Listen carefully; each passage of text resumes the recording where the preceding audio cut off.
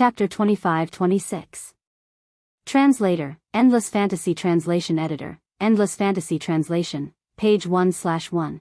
When they heard Yunjian's first sentence, everyone thought that Yunjian and Shinji were just sharp-tongued, but they actually had a good relationship with each other. It was the kind of person who had a sharp tongue, but both of them treated each other as their best friends. However, when they heard Yunjian's next sentence, everyone lost their composure. What did she mean by, "If you die, you'll die by my hands"? Everyone was stunned when they heard Yunjian's words. Especially Wang Shuefei. She couldn't refute Yunjian's words.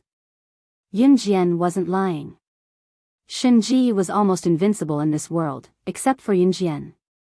Only Yunjian had the ability to send Shinji to his death. "I know that girl. She's very powerful, so don't worry about her," Gu Junjian spoke up. Gu Junjian didn't actually know Shinji. However, he knew that he already knew Yunjian's identity. She was slaying God, the #1 secret agent in the world. This meant that Shinji, who was by Yunjian's side, must have a powerful background as well. People like Yunjian and Shinji wouldn't die here so easily. Especially people like Yunjian and Shinji. The treatment they received in the past was probably much crueler than what they received on the battlefield.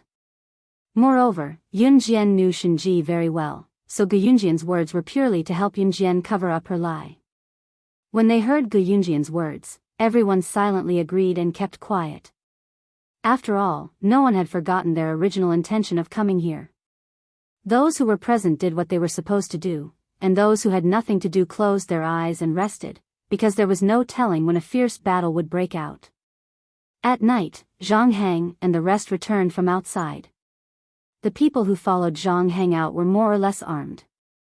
It was obvious that they had taken these guns from the N Nation people. At that time, after Zhang Heng and the others entered the hiding place, a few people behind them supported a more seriously injured person into the hiding place. The people who went out were more or less bruised. The people who were quickly helped in later were the most seriously injured.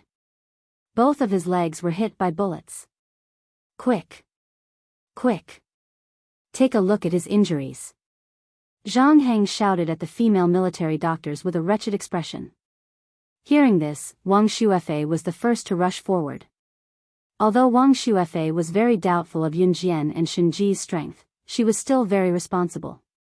But just as Wang Shuefei was about to disinfect the wound and remove the bullet, a clear female voice rang out before she could. "It's easy to get infected if you clean the wound directly." Wang Shuefei was stunned when she heard the crisp female voice. When she saw that it was Yunjian, she cast a sidelong glance at her. "Do you know medicine? Aren't you here to support the battle?" If Yunjian was also a female military doctor, Wang Shuefei wouldn't have doubted it. But Yunjian was a special forces soldier. She was here to support the battle. How could she know medicine? But while Wang Shuefei was still in shock, Yunjian had already taken out a certificate from her trouser pocket and threw it in front of Wang Shuefei. She looked ahead indifferently and didn't even look at Wang Shuefei. Just like that, she walked toward the injured person. At the same time, everyone's eyes widened. This is the certificate of a top international medical expert. There is a seal on it. His wounds must be treated immediately, or there will be a risk of amputation. Please make way. Translator, Atlas Studios Editor, Atlas Studios. Chapter 25-27. Yunjian didn't reveal her identity as the Hand of Death. She didn't want to cause trouble. Yunjian had specially prepared this international top medical expert certificate just in case. Sure enough, when they heard Yunjian's words, the people who were about to scold Yunjian for causing trouble all widened their eyes. International top medical expert certificate. This thing wasn't that easy to obtain. To obtain this thing, one had to be an international top medical expert. Wasn't she here to support the battle? How could she have such a thing in her hands? After hearing Yunjian's words, everyone present was dumbfounded. By the time everyone came back to their senses, Yunjian had already replaced Wang Shuefei and walked to the injured team member. Holding a scalpel, she cleaned the scalpel in the fastest way possible. Following a very standard and skillful knife technique, she removed the bullet from the injured team member and cleaned the wound.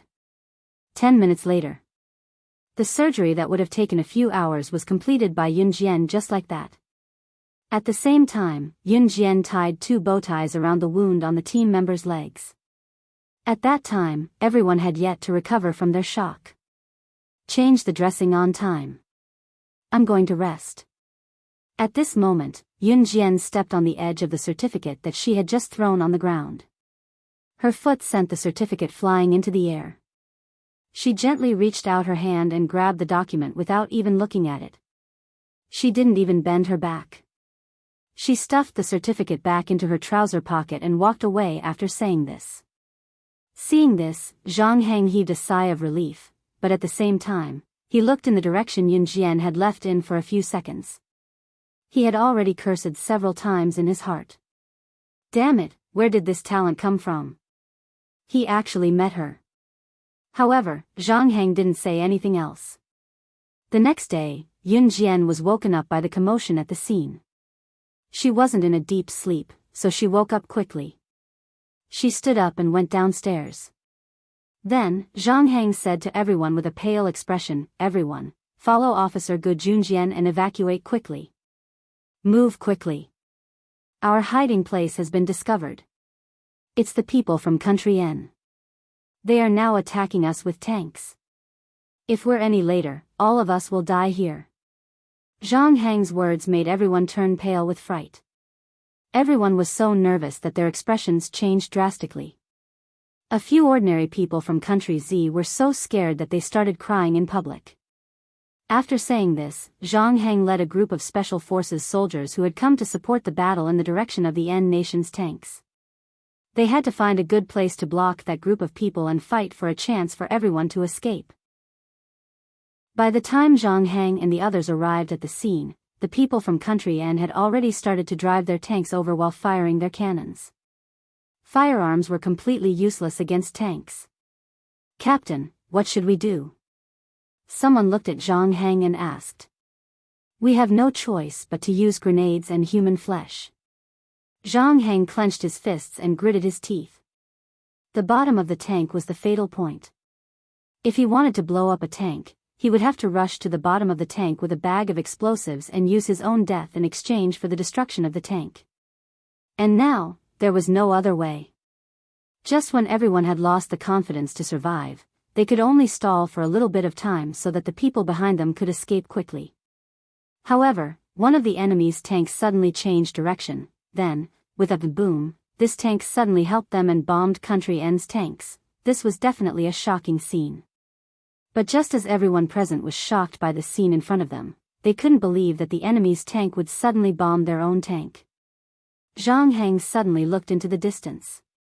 He remembered that when he came out, he seemed to have seen Yun Jian not leave with the main group. Instead, she followed them here, but now she was nowhere to be seen. His pupils suddenly widened, and in front of everyone, he was shocked. "That tank, it's her. It's her. She really stole the N nation's tank." If you want to talk about campus rebirth, the strongest female agent, with more like-minded people, follow excellent reading literature on WeChat. Talking about life, looking for a confidant. Chapter 25-28. Translator, Endless Fantasy Translation Editor, Endless Fantasy Translation, page 1/1. Many colors flashed across Zhang Heng's face at this moment. However, from the colors in his eyes, one could tell that he was deeply shocked by what was happening in front of him. "Captain, you're saying, even the group of special forces beside Zhang Heng, who were also dressed like ordinary refugees but carrying guns in their hands, who had come all the way from Z country to provide support, widened their eyes in surprise when they saw the enemy tank in the distance suddenly helping them fight against their own tank." Gu Junjian led everyone to retreat from the rear while Lu Qing followed Zhang Heng and the others to defend against the attack of the N nation people. This was the original arrangement. At this time, after Lu Qing heard Zhang Heng's words, his pupils suddenly widened to the maximum. He stared at the tank that suddenly helped them to bombard the N nation people and said in shock, "Could it be her? It's really her. It's the killing god." Boom. Boom. Boom. Boom. In the next second, Lu Cheng's words were drowned out by the explosions of the tanks that had suddenly turned around to attack them. If a tank wanted to turn, it would be a little cumbersome. Of course, it would vary from person to person. It was just like driving a car. Some people were nimble when driving a car and could even drive through a distance of 1 millimeter. However, some people were clumsy when driving a car and might even crash into the wall when the rear of the car was still a few meters away from the wall behind because of a miscalculation. Driving a plane, a ship, and a tank was the same as driving a car. Of course, most people who drove a tank would not be able to drive as agility as a car. After all, even the lightest tank weighed a few tons or dozens of tons. Of course, this was only true for most people. For Zhang Heng, Dan Zhengyu, Lu Cheng, and the others who had just laid down in their hiding spot and prepared to fight to the death with the N nation people who had tanks, they were not only shocked by how the tank was robbed by Yunjian. What was even more frightening and shocking was the operating skills of the tank in front of them. The N nation people sent 7 tanks to attack them. One of them was hijacked, and it was 6 tanks against 1. However, the tank that was hijacked by Yun Jian moved the tracks on both sides of the tank fiercely in the opposite direction. After the tank made a half turn, it immediately stopped and directly shot one of the tanks. After that, the tank that Yun Jian had hijacked flew forward. Taking advantage of the few seconds when the other tanks had yet to react to why their own tank had suddenly attacked them, they hesitated about whether to counterattack. Boom! Boom! Boom! A series of explosions rang out. The remaining 5 tanks were blown up one after another in front of the enemy commander. Hat! Hat! Hat! What's going on? You're crazy. Was he crazy? Quickly bomb this tank. He was crazy. Helping the enemy bomb us? He's crazy. At this moment, the enemy commander retreated with a frightened expression. His body trembled as he shouted out these words. He thought that there was something wrong with the tank driver on his side. However, just as the enemy commander thought that there was something wrong with the tank driver on his side, the enemy troops carried explosives on their backs and were ready to rush to the bottom of the tank and blow up the tank's tracks at any time. However, just as the enemy was about to take action, the top door of the tank opened. A petite figure jumped out of the top door of the tank in front of the enemy commander. The local commander, who originally thought that something was wrong with his pilot, saw this petite figure and was so frightened that his expression changed abruptly. With a trembling voice that could be heard by Zhang Heng and the others, he said in a trembling voice, "What's the matter?" "It's a woman." "What's going on?" "How could it be a woman? When did she replace our driver and sneak into the tank?" "It's too terrifying. This woman. Too terrifying." Translator, Atlas Studios Editor, Atlas Studios. Chapter 25-29. Translator, Endless Fantasy Translation Editor, Endless Fantasy Translation, page 1/1. He had seen with his own eyes how the tank driver had entered Tucker's gate and operated the tank.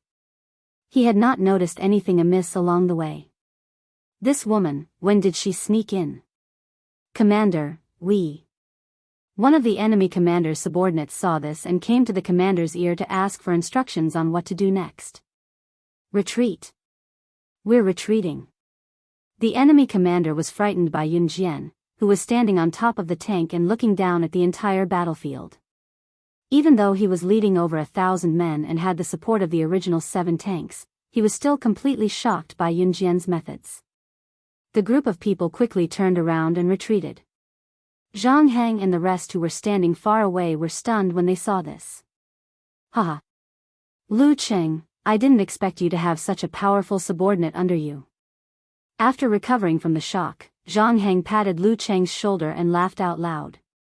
Although Zhang Heng and the rest did not understand what the group of N nation people were saying, they could tell that the group of N nation people were probably planning to retreat. They did not even want to kill Yun Jian, who was standing on top of the tank and looked so easy to deal with on the surface. "Sir, you're too kind."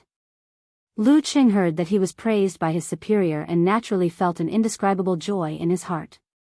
Moreover, Yun Jian had turned the tables in the previous deadlock. 7 tanks against them, they were definitely going to die. But at this moment, the N Nation people were planning to retreat. However, just as the N Nation commander was about to lead his men to retreat, a soft and indifferent voice that could make one's hair stand on end and tremble uncontrollably suddenly rang out. "You guys still have delusions of leaving this place alive?" Yun Jian's words were spoken in a very authentic N Nation language in front of everyone. Her voice was cold and there was no emotion in her words. When they heard this, not only did the N Nation commander and the 1,000 men who followed him turn around in shock and stare at Yun Jian, even Zhang Hang and the rest who were far away thought that Yun Jian was crazy. Zhang Hang had a subordinate who knew N Nation language and he translated what Yun Jian had said to the group of people who were about to leave. Crazy. Didn't she know that N Nation was currently in a state of chaos? Riot. The forces in N Nation are divided into several factions. They kill the Z Nation people as they please. How many innocent women were killed? Some were even gang raped on the streets. Now that we've met this group of natives, it's already a blessing that they're willing to leave without doing anything. But what is she doing? Does she know that she's also a woman? If he were to be caught by the N Nation people, he would be in utter misery. It wasn't just physical humiliation, it was mental devastation. It would be worse than death. All of you stay here, I'll go and bring her back. Zhang Hang threw the rifle in his arms to one of his subordinates, grabbed a dagger in his hand, and jumped away from his hiding spot. However, just as Zhang Hang jumped out of his hiding spot and was about to walk over to Yun Jian, a voice suddenly rang out. F***CK. This woman was courting death. Brothers, let's fight it out with her.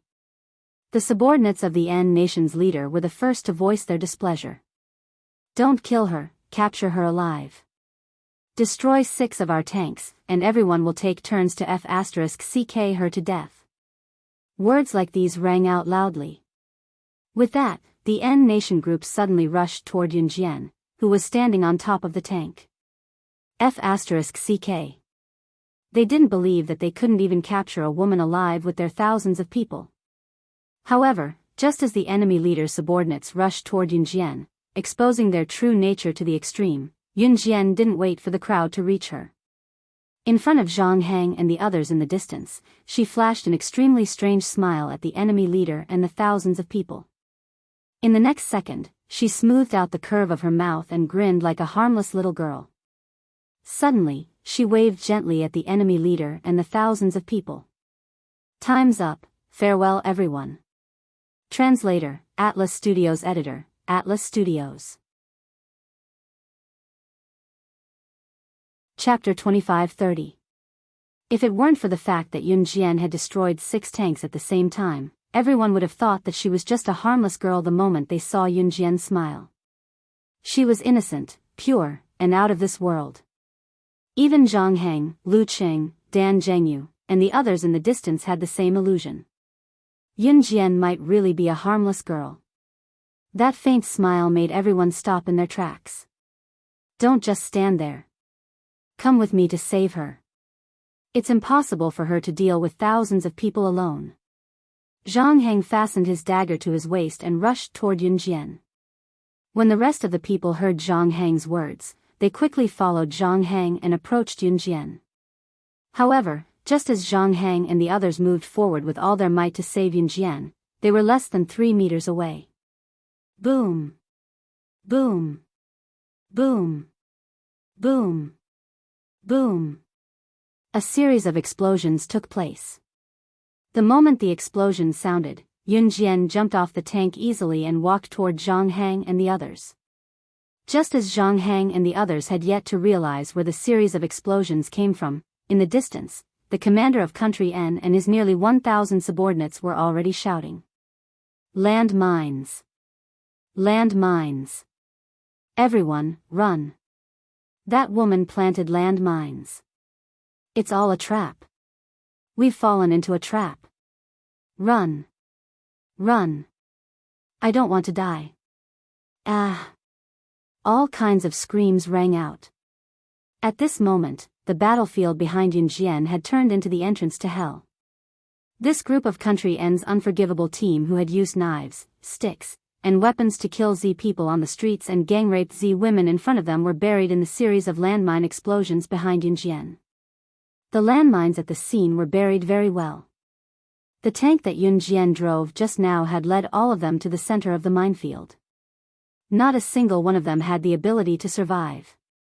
They, Country N, should pay the price for bullying the Z people.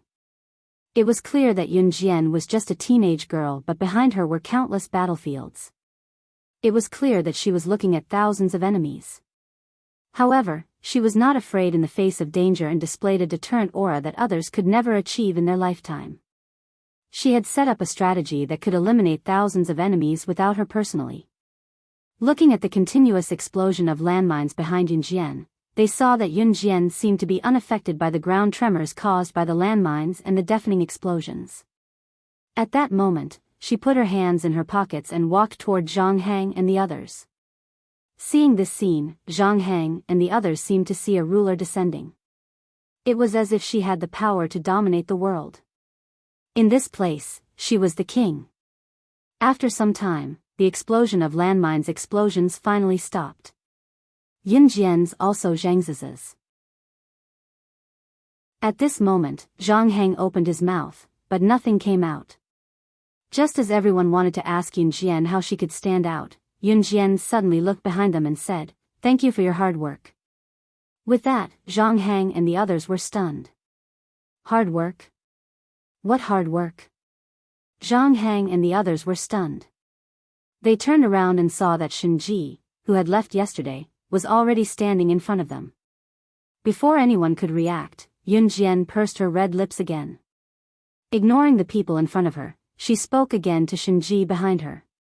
Compared to 10 years ago when we worked together to blow up 100,000 enemies in Country L, I'm more satisfied with this cooperation.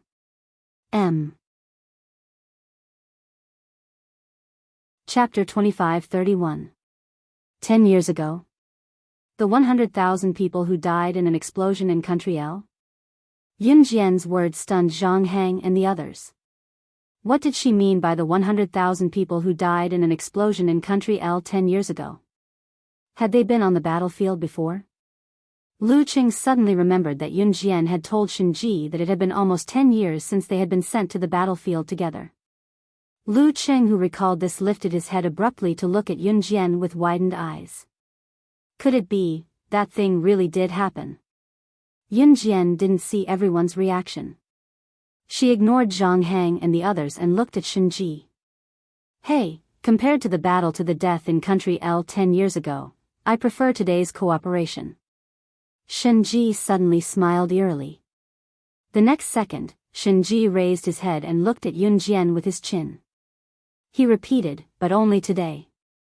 006, next time, we'll have to rely on our own abilities. I will definitely surpass you. Just you wait. Shenji had never changed his belief.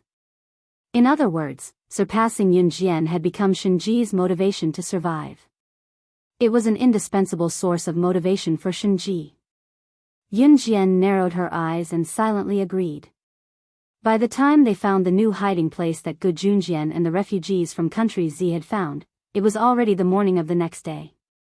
As soon as he saw Yunjian and the others return, Gu Junjian and the others surrounded them and asked worriedly, "Are you hurt?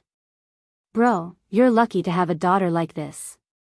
Zhang Hang's first words were praise for Gu Junjian. Hearing this, Gu Junjian was confused. Wang Shuefei heard Zhang Hang's words and was very suspicious. She looked at Yunjian and couldn't help but ask, "She didn't drag you down, right?" Haha. Zhang Hang laughed and pursed his lips after hearing Wang Shuefei's words. Then he said to Wang Shuefei in front of everyone, "If it wasn't for her yesterday, all of us would have died on the battlefield." Because everyone had nothing to do, Zhang Hang deliberately kept them in suspense. Hearing this, everyone became more interested in Yunjian. "Captain Zhang, quickly tell us, what happened to you? Also, would that group of people from N Nation come looking for him? Will it be dangerous for us to stay here?" Someone hurriedly asked after hearing Zhang Heng's words. Is it really that powerful? Wang Shuefei pouted, unconvinced. After Wang Shuefei said this, Zhang Heng added, the team from Country N we encountered this time sent 7 tanks over. When a man and a tank clashed head-on, anyone would know who had the upper hand. Then, Captain Zhang, are you all right? One of the refugees asked nervously after hearing Zhang Heng's words. Of course I'm fine. Then I have to tell you guys about Yun Jian's capabilities. She joined forces with that guy and killed the enemy commander and thousands of people. At that time, I was really scared. In his free time, Zhang Heng was also a person who liked to brag. Since everyone had nothing to do here, they listened to Zhang Heng's bragging. However, just as everyone was bragging the most, Yun Jian, who had been silently fiddling with her phone, suddenly stood up and turned the phone upside down. The screen was facing everyone and she said something that made everyone's pupils shrink. My people are almost at the border of Country N. Do you want to leave Country N? If you want to leave, take advantage of the chaos after my people killed their way out of Country N's border.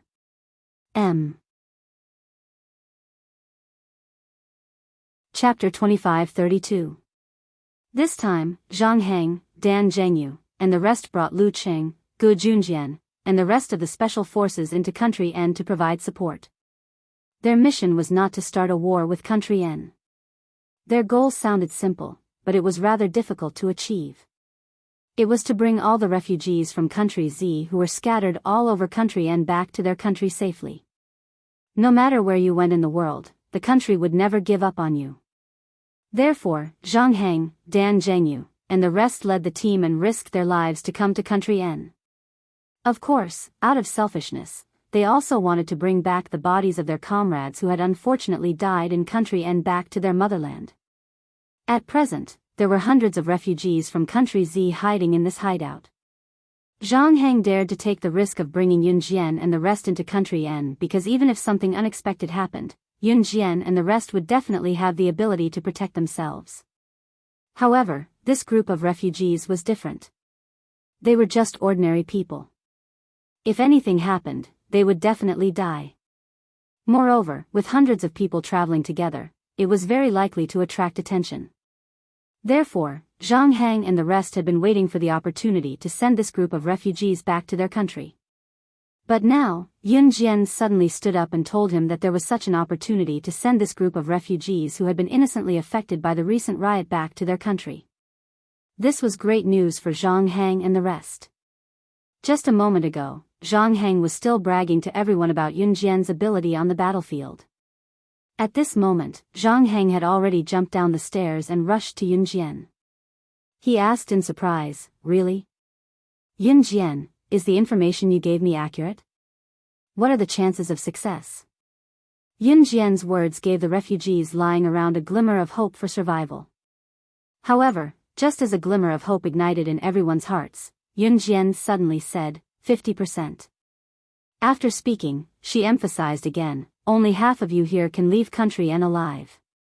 When my people killed their way into Country N's borders, you must take advantage of the battle between the two sides to rush out of Country N's borders. Because if we win the battle, Country N will immediately send troops over. If you don't take advantage of the chaos and leave quickly, you will be killed on the spot by the Country N army coming from behind. By then, none of you will be able to escape. What he meant was that if they wanted to take advantage of this opportunity to leave N country, they had to rush out of N country while Yun Jian's men were fighting with N country's troops stationed at the border. If he was careless and got hit in a vital spot, then he could only blame himself for being careless. All the refugees and special forces, including Zhang Heng, who had their hopes rekindled, fell into silence again at her words. What Yun Jian was implying was that out of the hundreds of people present, only half of them could leave Country N alive if they chose to leave. A 50% survival rate. Why? Why did we have to encounter such a thing? I'm just going to Country N for a vacation. Why did something like this happen? Aren't you soldiers very powerful? It wasn't easy for us to survive until now, but you're telling us that only half of us can leave this place alive. I don't want to stay in this damned place anymore. You want to take us away. You're soldiers, you have to protect us unconditionally. Not long after Yun Jian said this, a trembling male voice that had been suppressed for a long time sounded. The person who spoke was a very inconspicuous middle-aged man squatting in the corner. This middle-aged man wore square-framed glasses and had the aura of a cultured person. My wife died a few days ago. He had been killed by those inhumane people from N country. I don't want to stay here anymore. Aren't you soldiers who serve the people? Then think of a way to get us out of here. Why must there be sacrifices? Aren't you supposed to protect our lives? If you can't even protect our lives, then what's the use of having you here? Perhaps it was because of fear. This middle-aged man who wore glasses and looked very elegant became agitated. When people were in extreme fear and panic, their humanity would be exposed to the highest point. After the middle-aged man finished speaking, those refugees who had been helped by Zhang Heng, Wang Shuefei, Zhang Meili, and the others could no longer hold it in. Because of the fear of death, they shouted endlessly. That's right. Didn't you come to Country N to protect us? If you can't even guarantee our safety, then what's the use of having you here? You still call yourself soldiers. I think you're a bunch of cowards. Take us home. You said you'd take us home. We don't want to die. Why can't you soldiers rush in front of us to protect us?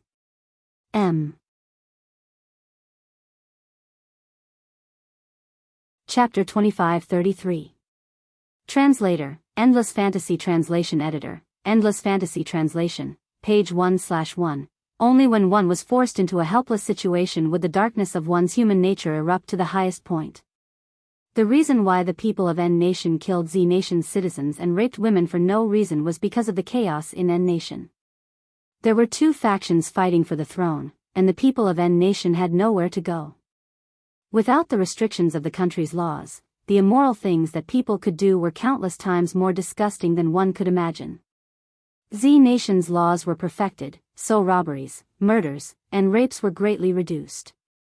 N Nation was now in a state of being without a ruler, let alone laws.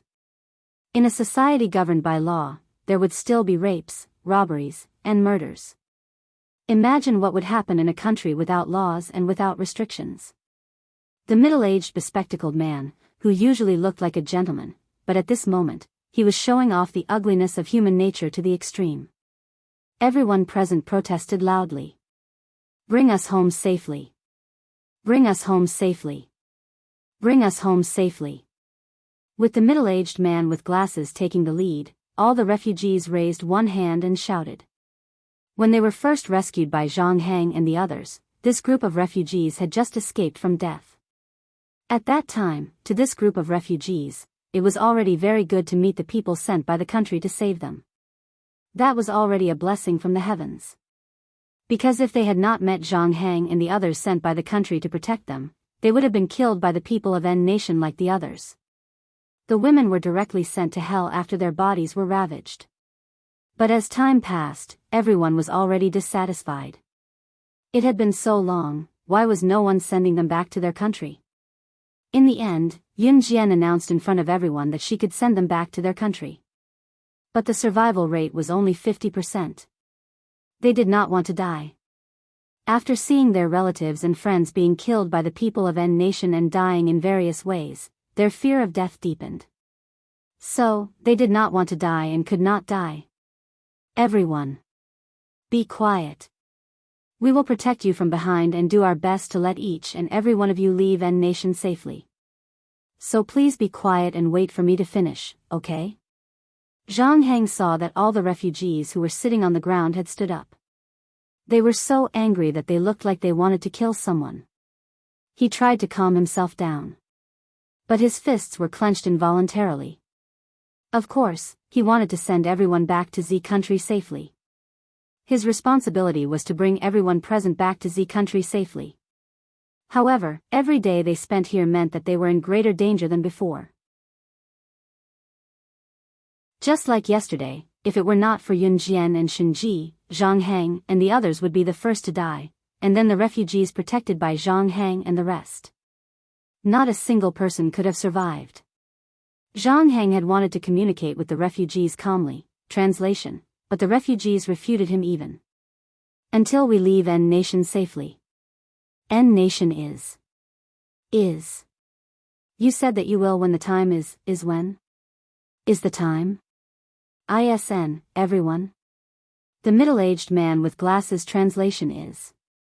That's right. You soldiers must bring us out safely. Otherwise, we will not listen. We will not be quiet. Zhang Heng's peaceful words attracted even more angry retorts. Just as the situation spiraled out of control, Yun Jian, who was already standing at the highest point in everyone's sight, spoke with a chilling voice. You're the one who's going to be killed. I still have 10 explosives. If you don't control your annoying mouths in 3 seconds, I will blow them up for you. Translator, Atlas Studios Editor, Atlas Studios. Chapter 25-34. Translator, Endless Fantasy Translation Editor, Endless Fantasy Translation, page 1/1. Translator, Endless Fantasy Translation Editor, Endless Fantasy Translation. This cold and emotionless voice resounded through the crowd. As soon as the voice rang out, everyone's gaze shifted from Zhang Heng to the pile of junk that was 5 to 6 meters high. At some point in time, Yun Jian was already standing on the pile of junk that was 5 to 6 meters high with ease, with her back to the group. This pile of junk was 5 to 6 meters high. Just looking at it gave people a feeling that it was on the verge of collapsing. If a person were to stand on top of it, there was even a possibility of falling off the tall and unstable pile of junk at any time. However, Yun Jian, who was the center of attention, stood on top of the pile of junk like a feather. She was so steady that no one could find any flaws. As soon as these frightening words left her mouth, everyone saw that she was playing with a few explosives in her hands. She was toying with the explosives fearlessly, as if she could ignite them at any moment. Everyone was so scared that they trembled violently. In less than 3 seconds, the discontented refugees all shut their mouths. Zhang Heng, Dan Zhengyu, Lu Cheng, the female military doctors, Wang Shuefei, Zhang Meili, and the others were all stunned by Yun Jian's intimidating aura. Just now, Zhang Heng had tried to persuade him with kind words, but it was useless.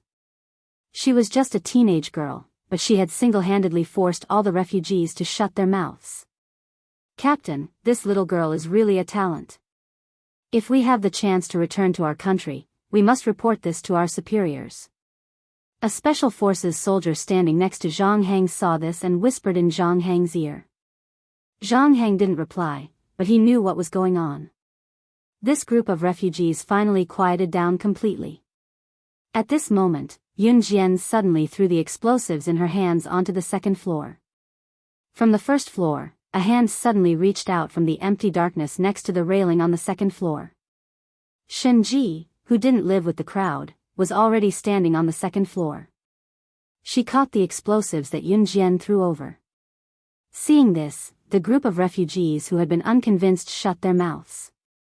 Not a single person dared to utter a single word under such circumstances. I'll say it right here. Whether you live or die, it has nothing to do with us. It's our responsibility to save you. But why should we defend you from the enemies again and again just to save you? If we save you, will you take care of us in our old age? If we save you, will you give your lives to us? If we save you, will you do anything for us? Yun Jian suddenly said. When these words were said, the refugees standing on the flat ground were completely speechless.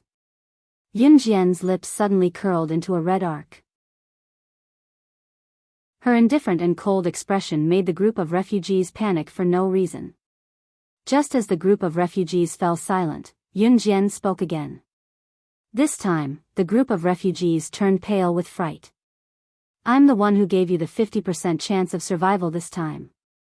Since I gave you a 50% chance of survival to leave country N, I have the right to take back this 50% chance of survival. Wait for your deaths in country N. Translator, Atlas Studios Editor, Atlas Studios. Chapter 25-35. Every word that Yun Jian said pierced into their hearts. If the bespectacled man who had started the uprising was still dissatisfied with Yun Jian's statement that they only had a 50% chance of returning to Country Z alive, then this time, Yun Jian would even take back the 50% chance of survival that she had given them. If they stayed in Country N, they would definitely die. You bunch of inhumane people, just wait to die in Country N. At this moment, a refugee who had not spoken since the beginning, an old man who was in his 50s and close to 70 years old, suddenly spoke. As the old man spoke, he hugged his chest and huffed angrily. Just as he said this, the old man leaned against the corner of the wall and sat down. After he sat down, he used the tone of an elder to berate everyone present. Captain Zhang can bring people to Country N to save us. Don't tell me his own situation isn't dangerous now. Don't tell me his soldiers aren't in danger now. Why did they take such a risk to come to Country N to save us? They could have just stayed in their own countries and not gotten involved in any danger. Are you their relatives or friends? Let me ask you, bunch of crazy people, has your conscience been eaten by dogs? Go to hell. Now, even your last chance has been ruined by yourselves. Anyway, this old man already has one foot in the coffin. Just wait for your deaths. Although this old man was old, every word he said was the truth. After he finished speaking, the group of refugees in the downtown area all shut their mouths. Most of the refugees, including the bespectacled middle-aged man, lowered their heads. Not long after, someone said to Yun Jian, Zhang Heng, and the others, "Sorry, we were wrong. We shouldn't have done this." With one person taking the lead, everyone followed suit and apologized. However, Yun Jian did not have any reaction. She jumped down from the 5-meter-tall pile of debris and walked to the side. Everyone, listen to me. We have been hiding in Country N, and there are already Country N's troops targeting us. It's impossible for us to hide every time, and it's also impossible for us to win against Country N's troops every time. Because we only have so few people. This is probably really the last chance. Whether you choose or not, it's up to you. But here, I, Zhang, express that as soldiers, we will do our best to bring you back home. Zhang Heng waited for everyone to calm down before speaking. If it was said that Yun Jian and Zhang Heng's words had attracted the sarcasm of all the refugees, then at this moment, all the refugees were grateful. In the end, it was only when Gu Junjian stepped in that Yun Jian agreed to reveal the exact time of the battle between her people and the N people. When Yun Jian's men fought against the army at the border of N country, they had to send someone to kill the leader of the army directly to have a chance of winning. I'm the best at sneaking in and killing the leader of a place. After all, I used to be a spy. Let me do it. Zhang Heng said to a female Special Forces soldier beside him. However, when everyone heard the female Special Forces soldier's words and decided to let her try infiltrating the base, the female Special Forces soldier's voice suddenly rang out. Suddenly, everyone's vision blurred. They saw that Yun Jian was already dressed in a tight suit and tight pants. There was a pistol strapped to her thigh and 2 butterfly knives on both sides of her waist. It was the standard female Special Forces outfit. While everyone was stunned, she said something that made everyone present, including Zhang Heng, Zhang Meili, and all the refugees, stunned. Damn, no one is better at assassination than me. Calm. Wonderful book house. Chapter 2536. In the blink of an eye, Yun Jian had already changed into her outfit for the mission. This scene stunned everyone present. The next second, everyone regained their senses. Are you sure you can do it? When it comes to assassinating the leader of a target, you can only succeed once. Otherwise, you won't have any chance of success if you send someone to assassinate him again. Miss Yin Yu used to be a proper female spy. She even participated in a mission to eliminate a smuggling group 8 years ago. As a female spy, she infiltrated the smuggling group and hid for 5 years. Finally, she became the new leader of the smuggling group and uprooted the entire smuggling group. When it comes to assassination, it's not about brute force. Although I heard that you know how to drive a tank, Miss Yin Yu is still the best at assassination. The bespectacled middle-aged man who had led the protest earlier, who usually looked refined, stood up and said. The middle-aged man who was leading the protest was called Hewen. It was a very simple and honest name. He was born a farmer and spent a few years studying. His academic results were so good that he was always the top student in the city. Because he was too focused on his studies, he even wore glasses. However, when he was in his second year of high school, something happened to his family and Hewen dropped out of school. After that, he wandered around in society and came to country and to work. He used to be a genius in his studies. Without nurturing, he was no different from an ordinary person now. Now, in order to survive, he refuted Yun Jian's words after hearing them. Yin was the female Special Forces soldier who used to be a spy. Her full name was Lu Yinyu. Lu Yinyu had been with the refugees since a few months ago. In Country N, where their lives were in danger and they didn't know if they would have a tomorrow, the refugees only knew to listen to Lu Yinyu and the others talk about how they used to be Special Forces soldiers. Everyone took turns telling stories to pass the time. Hewen had heard about Lu Yinyu's past as a female spy from a group of Special Forces soldiers, so he quickly spoke up. Actually, most of the refugees present apologized after hearing the old man's words because they were afraid that Yun Jian wouldn't even give them the last chance to return to their country because of this. The assassination of the leader of the army guarding the border of Country N was to allow Yun Jian's men to easily subdue the army. To put it bluntly, it was to create more chances for them to escape. Thus, Hewen, as well as all the refugees present, naturally hoped that the strongest among them would assassinate the other party's leader. That's right, let Miss Yinyu go. Miss Yinyu's strength is obvious to all. After Hewen finished speaking, someone immediately spoke up. I support Miss Yinyu. I support Miss Yinyu. The crowd became rowdy again. Yun Jian ignored him this time. She bent down and picked out a dagger from the pile of weapons at the side. With the blade facing down, she held the hilt and walked out. She didn't explain, but she didn't follow the group's instructions either. Why don't we go together? Lu Yinyu was a very reasonable person. Seeing that the people around her refused to stop talking, she readied her weapon and jogged after Yun Jian after saying what she had to say. Currently, in Country Zhizhe province, Longmen City.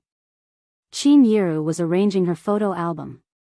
There was a pile of photo albums on the floor. Ding dong, the doorbell rang then. Qin Yiru glanced at the two fellows and her son. Seeing that they were having fun on the sponge cushion, she went to open the door. It was her next-door neighbor. After chatting for a while, Qin Yiru came back. She happened to see the little girl babbling, Mama, Papa. The little girl was holding a family photo in her hand. The girl suddenly folded the photo and giggled. Siyi's thin lips in the photo and Yun Jian's pink lips in the photo were stuck together because of the folding. Mama, Mama, Mama. Papa, Papa. He, kiss, kiss, kiss. M.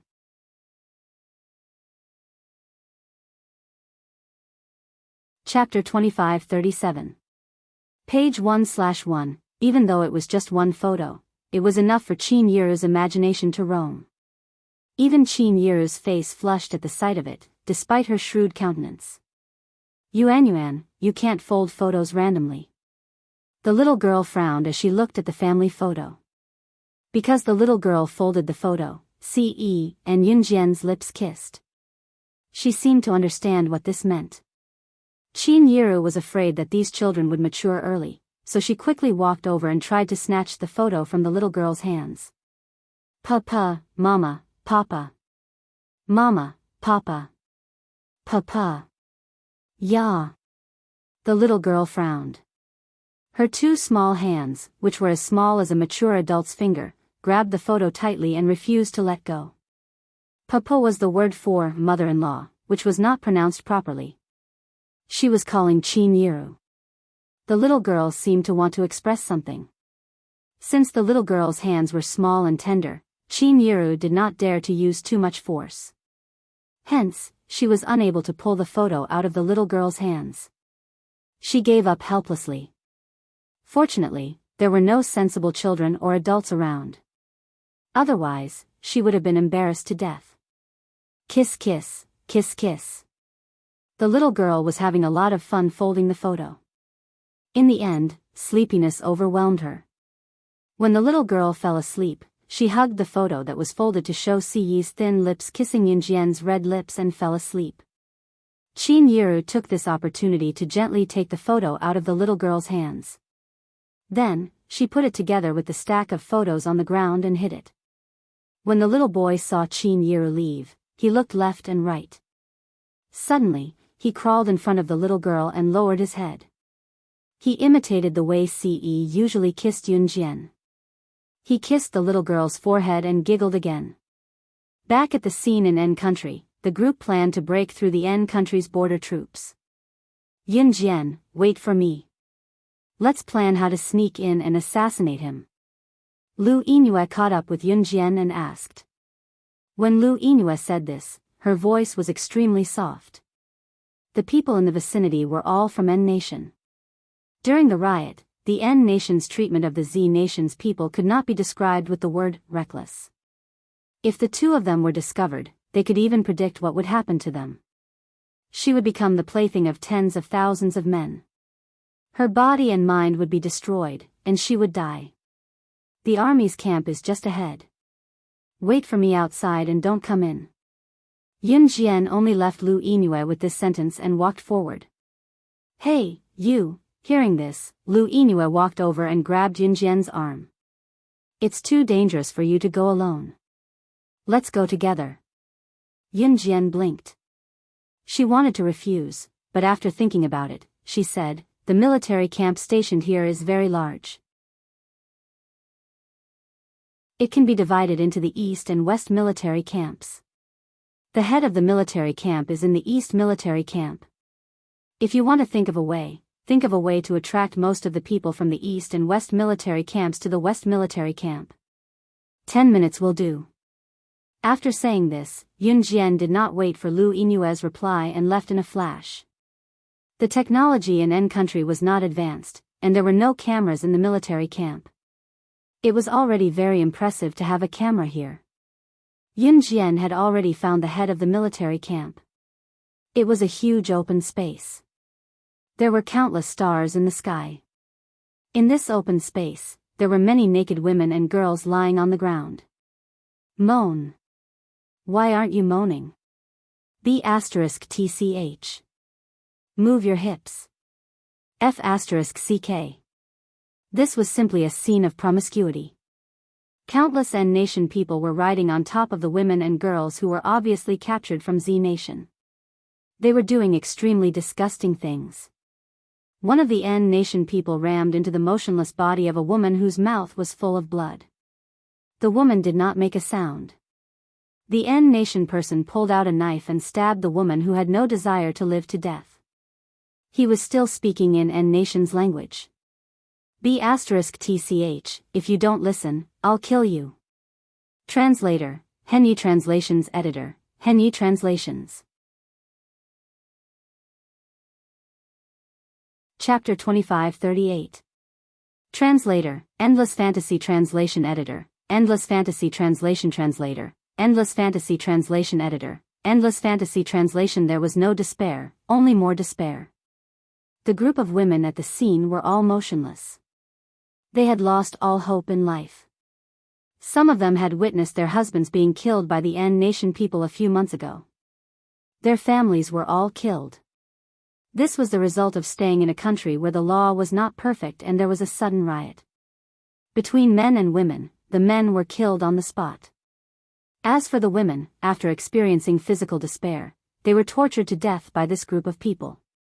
There were some courageous women who had committed suicide long before they were humiliated. When Yunjian arrived at the scene, this was the scene she saw. The disobedient woman who was stabbed to death by the N nation person groaned and died with her eyes wide open. She died with her eyes wide open. Damn bitch. F*CK, how dare you stare at me? Stare at me. I'm going to kill you. The N nation person did not like the dead woman. He panicked, but he stabbed the woman's eyeball with the blade and gouged it out in front of everyone. You could never imagine what kind of cruel things a citizen of a country without law could do. The dozens of women at the scene were suffering a fate worse than death. Some of them were even tied up and could not even commit suicide. Yun Jian narrowed her eyes. At this moment, she was standing at the top of the roof, looking forward. In her hands, there were 2 butterfly knives that gleamed with the light of the sword. Yun Jian did not think that Lu Yingyue would help.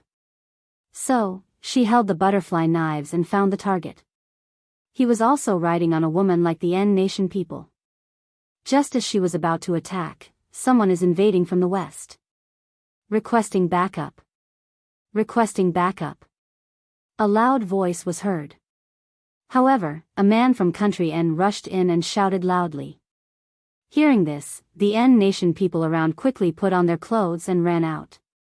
Only the leader was still riding on a woman and was in the final sprint. The rest of the women were all lying on the ground as if they were paralyzed. They had lost all hope of survival. Roar, roar, roar. The leader was as fat as a pig. He rammed into a woman and was in the final sprint. Just as the leader was about to end this wave of ramming, he suddenly heard a cold voice behind him. Are you ready to pay for what you've done? The sudden voice stunned the leader. He turned around like a robot. He thought it was the woman lying on the ground who wanted to attack him. Just as he was about to shout for the rest of his men to protect him, he saw an unfamiliar face. Yun Jian's slender figure was wrapped in a tight black shirt and pants. The butterfly knives on both her hands were facing down with fresh blood dripping from the blades. Her nonchalant expression made her look like a killer. The leader saw that the group of subordinates who were supposed to protect him were all lying in a pool of blood without making a single sound. You! The leader wanted to get out of the woman's body and escape, but he did not. In the next second, the blade in Yun Jian's hand had already cut his throat. At the same time, a sentence that made the leader completely sink into oblivion was suddenly heard. Don't worry. You go to hell first. Soon, I will send all your men to accompany you. Top reading site, M. Chapter 2539. Her words were so calm that it was as if she hadn't said anything. However, as soon as she finished speaking, the leader's eyes widened and he fell to the ground with a thud. His pupils didn't open or close for a long time. Obviously, Yun Jian's words made him die with his eyes wide open. This was his military camp. To him, without the military camp, it was equivalent to having nothing. Even his achievements after death would be reduced to nothing. Mission accomplished. Yun Jian took out her handkerchief and wiped the blood on the 2 butterfly knives gently as she spoke faintly, no one knowing who she was talking to. The next second, she glanced at the scene and said to the dozens of women lying on the ground, You have 5 minutes left. Leave from the rear. You can directly escape from N country and cross the border of N country. There will be a national team outside to rescue you. Yun Jian's words made the dozens of women lying on the ground all turn to look at her. Yun Jian's eyes were glued to her 2 butterfly knives as she added with a curl of her red lips, That's right, I'm not sure. I've already killed everyone here. Don't worry, you won't meet any N country people when you escape. As soon as she finished speaking, the group of women lying on the ground all got up from the ground and swarmed in the direction Yun Jian pointed. Yun Jian suddenly smiled. The next second, she took out the dagger that she picked up from the hiding place not long ago. When she turned around, the dagger in her hand flew towards the only surveillance camera in the dark before she turned around. With a poof, the surveillance camera was destroyed. Her red arc rose as she sneered, What an eyesore. After meeting up with Lu Yingyue outside the military camp, the 2 of them returned to the hiding place. After returning to the hiding place, everyone asked about Yun Jian and Lu Yingyue. When they heard that the leader of the target military camp had been killed, the military camp was leaderless and began to fall into chaos, everyone breathed a sigh of relief. They just had to wait for the military camp to fall into chaos tomorrow. Yun Jian's people would break through the border and take advantage of this opportunity to escape. After falling asleep in the early morning, Yun Jian opened her eyes a few hours later. It was dawn. Big news, big news. I snuck out just now and heard about something big on the streets of N country. At this moment, a Special Forces soldier ran back with a black and white newspaper in his hand. This is the newspaper I got from another country. It says that a woman suspected to be the #1 secret agent in China, slaying God, appeared at the military camp where Lu Yingyue and Yun Jian sneaked in yesterday. This is the woman's back view recorded by the surveillance camera. After this back view was leaked, I heard that it's exactly the same as slaying God's back view in the hands of a world-renowned photographer from a Western country who loves photography and is the only one confirmed to be the #1 on the international secret agent chart. So, we can further speculate that the woman who appeared in the military camp yesterday might be slaying God, the #1 secret agent on the international secret agent ranking. The Special Forces soldier held the newspaper in his hand and shouted in panic. As he spoke, he even showed the ambiguous photo printed on the newspaper to everyone. It was so ambiguous that no one could tell whether the person was a man or a woman. Yingyue, Yun Jian, did the both of you see someone else in the military camp last night? I'm afraid that person is the #1 secret agent on the international secret agent ranking, slaying God. The Special Forces soldier exclaimed in surprise. Upon hearing that, everyone turned to look at Yun Jian and Lu Yingyue. Just as everyone shifted their attention to Yun Jian and Lu Yingyue, someone suddenly looked at the back of the person in the newspaper and pointed a finger at Lu Yingyue, exclaiming in shock, "That's right. This back view, why is it exactly the same as Yun Jian's outfit yesterday?"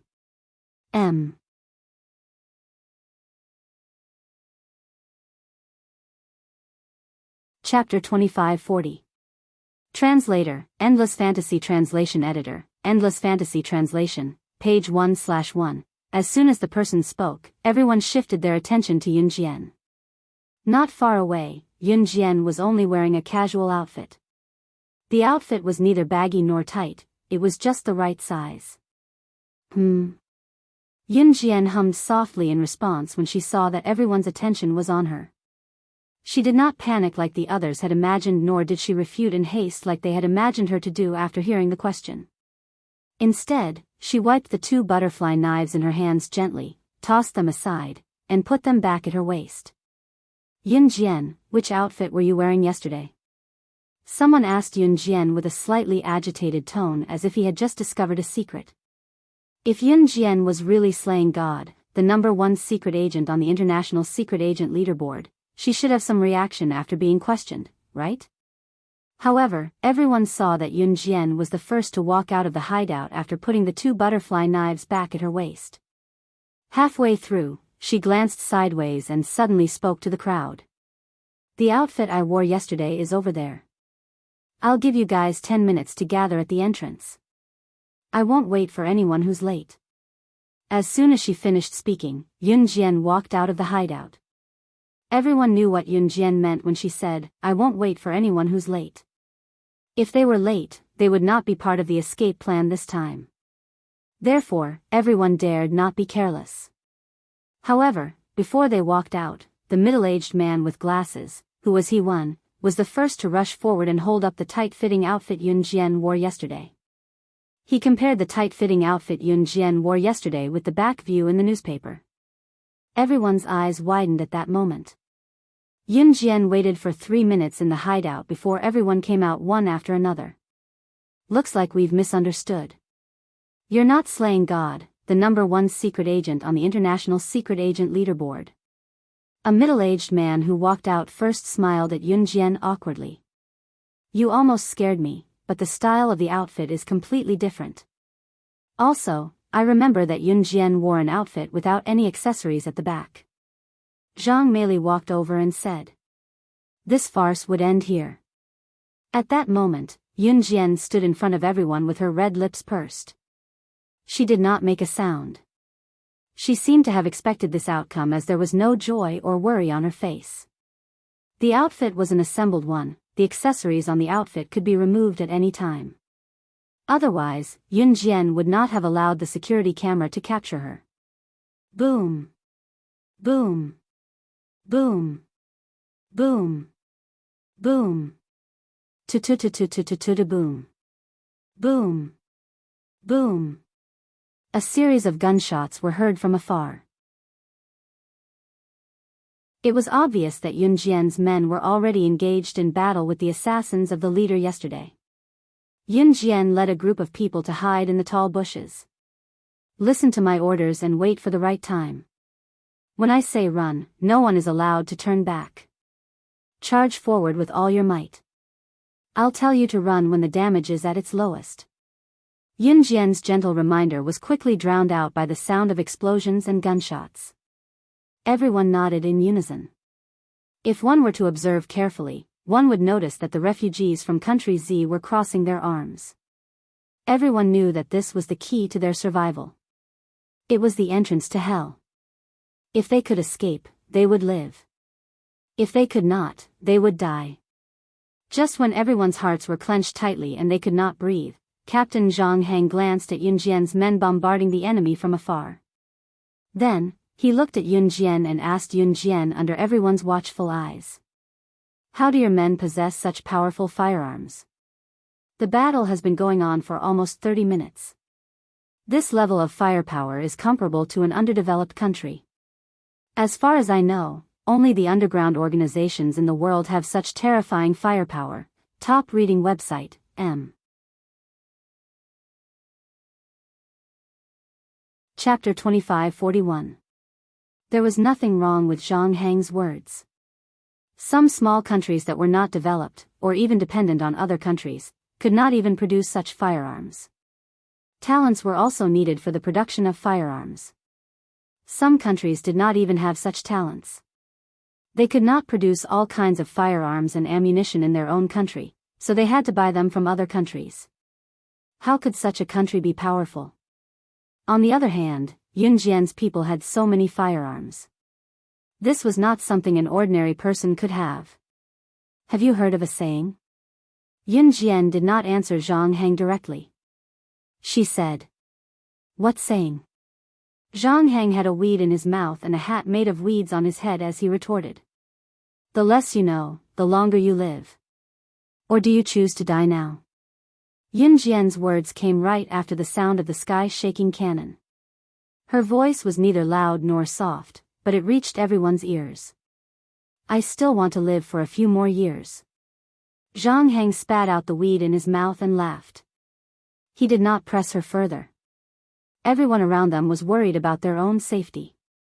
At this juncture, although Yun Jian and Zhang Heng's conversation was very interesting, their own safety was more precious. In a while, you will bring some people to cover them. Now, give me all your sniper rifles. Yun Jian spoke again after Zhang Heng finished his sentence in a joking manner. What do you want to do?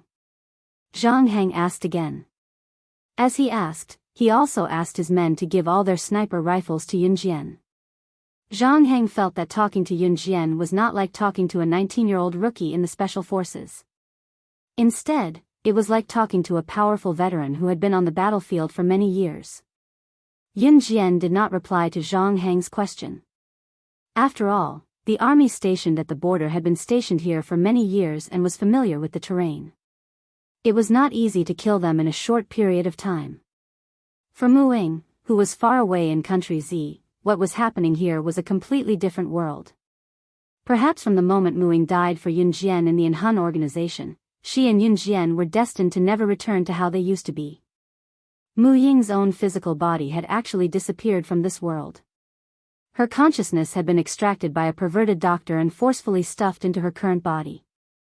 When Yun Jian found her and brought the mad dragon to her side, Mu Ying had already accepted the mad dragon. But recently, Mu Ying found that she often fainted suddenly. That feeling was the same as when she had died. In the past 2 days, she had suddenly fainted 5 times. Moreover, the frequency of her fainting had increased recently. Mu Ying suddenly realized that before that perverted doctor had passed away, he had said that if it weren't for the unique potion he had invented to maintain her current state, her current physical body could push out her soul at any time. When the physical body completely pushed out the soul, she would, in a sense, die again. Before that perverted doctor died, he had said that this situation would usually occur 20 years after she had merged with her physical body. But now, could it be that it had been brought forward? So Muing had closed her door and refused to see anyone for the past 2 days. Even when Mad Dragon came to find her, she had used all kinds of excuses. In the end, Muing pinched her knuckles until her knuckles turned white. Then, she typed a text message on her phone and sent it out. "Don't come looking for me again." There was no reason. But less than 10 minutes after this text message was sent. Bang! The floor-to-ceiling window in Mu Ying's room suddenly made a crisp sound. In an instant, a tall man dressed in black used his body to directly break through the window and jumped in.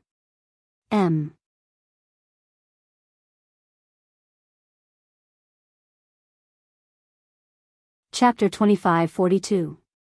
Translator, Endless Fantasy Translation Editor, Endless Fantasy Translation, page 1/1. She had no choice but to send that message to Mad Dragon. But Muing didn't expect Mad Dragon to be loitering around her house. She also didn't expect that he wouldn't reply to her message. Instead, he would break through the floor-to-ceiling window and barge in. Muing had no doubts about Mad Dragon's strength. But she didn't want to see him anymore. Why did he come looking for her? Muing was originally sitting on her bed. When she saw Kuang Long walking towards her with a face full of hostility, she almost instinctively got up from the bed and ran towards the door. She tried to break through the door. She couldn't let Mad Dragon know that she didn't have long to live. She also couldn't drag him down, but just as Mu Ying's hand reached out to open the door to her room, her hand was tightly grasped by a large hand. Mad Dragon, like Yunjian and Shenji, was always at the top of the world. His whole body emitted a ruthless aura of blood. It felt like he could kill someone at any time. Muing knew that Mad Dragon wouldn't do anything to her. But when she thought of her body's condition and felt his ruthless aura, she panicked even more. "Let go of me, let go. Or I won't talk to you anymore." Muing desperately tried to pull her hand away from Mad Dragon's grip. "My little fool, where are you going?" Mad Dragon was still the same as before, showing a gentle smile. But this gentle smile, which was like a gentleman's smile, contained a murderous aura that outsiders couldn't feel. It wasn't that he wanted to kill Muing. It was that Mad Dragon was an assassin. His words and actions couldn't be separated from the murderous aura of an assassin. This uncontrollable ruthless aura made Muing panic even more. "Darling, you came looking for me? I've missed you for a long time." Muing knew that Mad Dragon would not give up. She rolled her eyes and hugged Mad Dragon, pressing her cheek against Mad Dragon's chest as if nothing had happened. After hearing Mu Ying's words, Mad Dragon grabbed her wrist and stopped pretending. "You want to get rid of me?" When Muing heard Mad Dragon's words, she couldn't help but take a deep breath. Her heart felt like it was being stabbed by a knife. She swallowed hard, trying to hold back the tears in her eyes. Then, Muing Gao raised her head and cast a sidelong glance at Mad Dragon with disdain. "Yes, my parents have already arranged a blind date for me. Don't come looking for me in the future. You are an assassin. Although you are powerful, an assassin like you can face death at any time. If you die, won't I become a widow? So I thought about it and decided that you shouldn't come looking for me in the future." As she spoke, Muing glanced to the side. After she finished speaking, she added, "I was just playing with you before. Moreover, I needed someone to protect me. Did you really take it seriously?" After saying this, Muing caught a glimpse of anger in Mad Dragon's eyes. And ruthlessness. Muing wasn't the first to see Mad Dragon's expression, but when she saw Mad Dragon's expression, she still took a deep breath. Just as Mu Ying's eyes were rolling back and forth, Mad Dragon suddenly stared at her. The next second, his hands suddenly grabbed Mu Ying's neck and lifted Muing off the ground. Then, with a bloodthirsty look, he said, "I won't allow betrayal. You are my woman, and you want to betray my feelings. Then I'll have to kill you and go to hell with you. Even if I die, I want to be with you. You can only have me in your life." Translator, Henyi Translations Editor, Henyi Translations.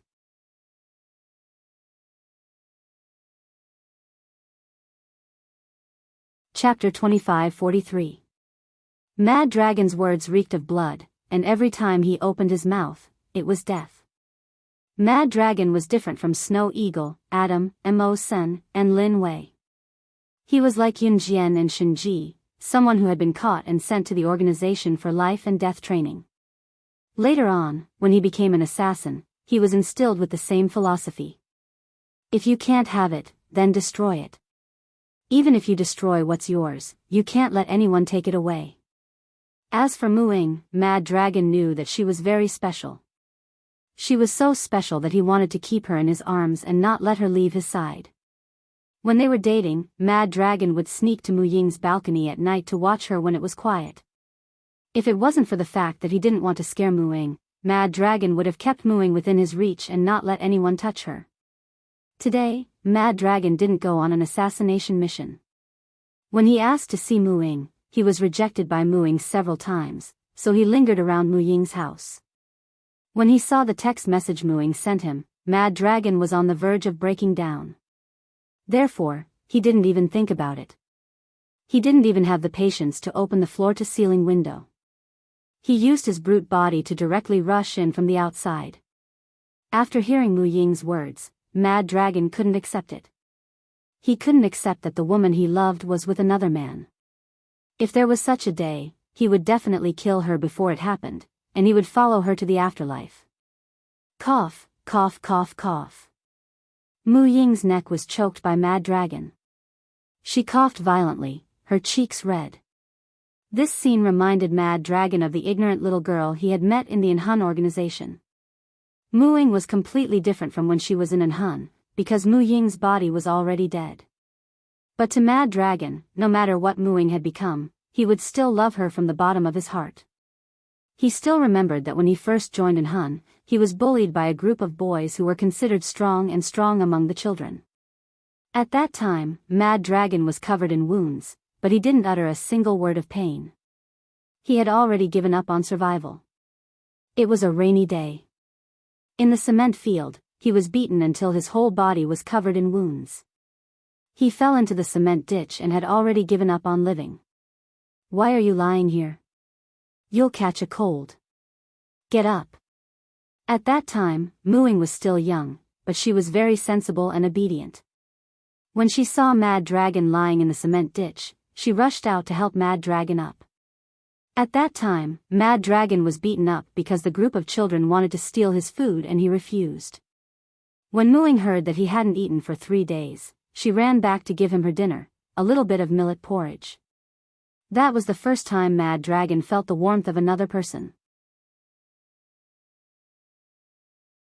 From then on, Mad Dragon swore that he would grow up and become strong enough to protect her. But Mu Ying still died. From then on, Mad Dragon was completely useless and became a killing machine. He began to kill endlessly. Until he met Mu Ying again. It could be said that to Mad Dragon, Mu Ying was his spiritual support. Without her, his existence had no meaning.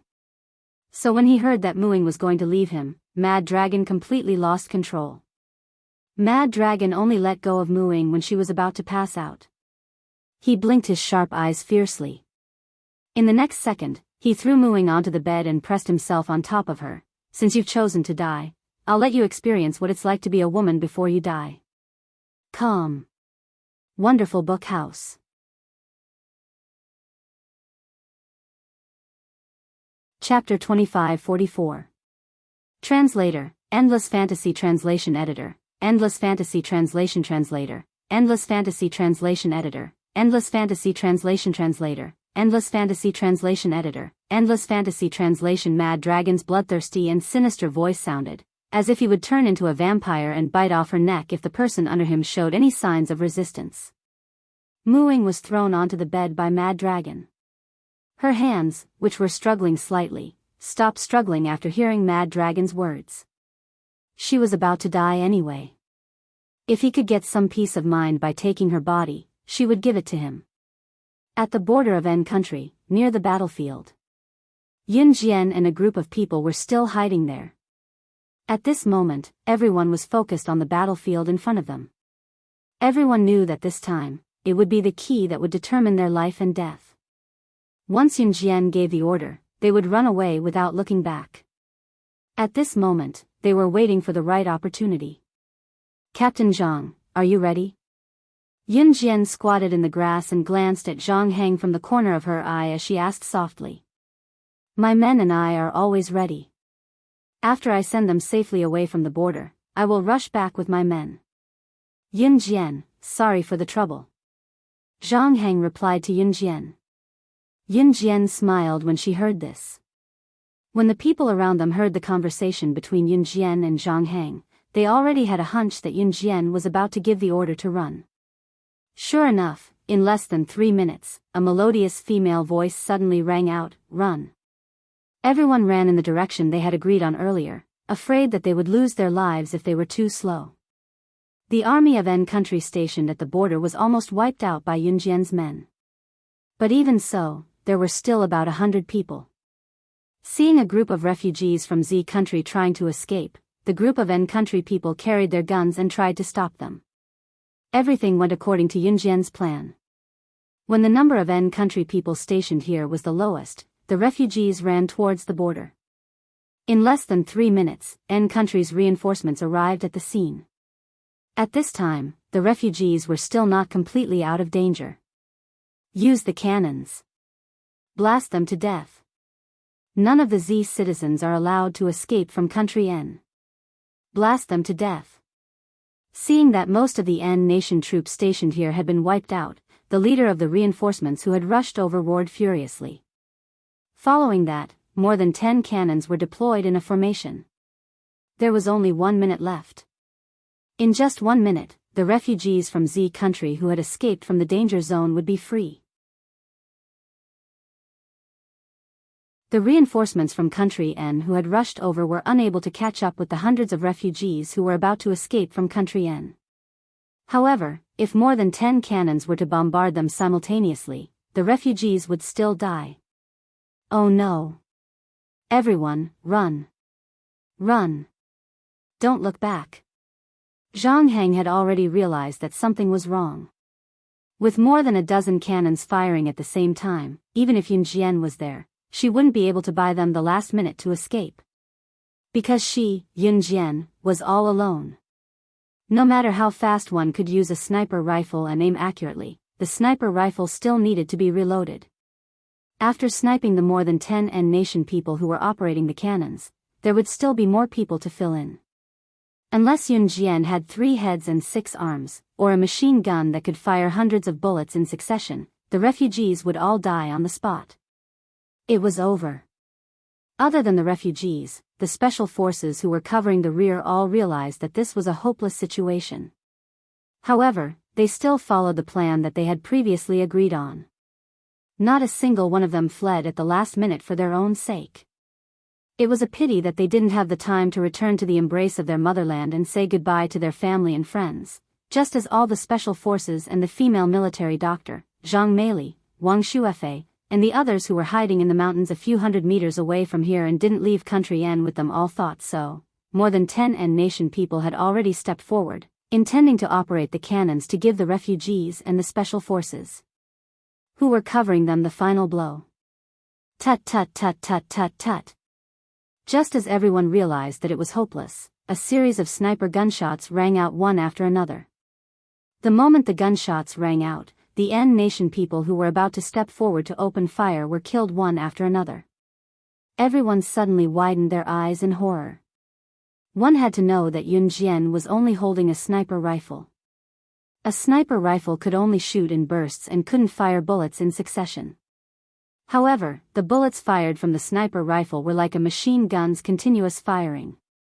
Just as everyone turned their heads to look in surprise as they ran, they saw Yun Jian in the distance holding more than 10 sniper rifles that she had taken from Zhang Heng.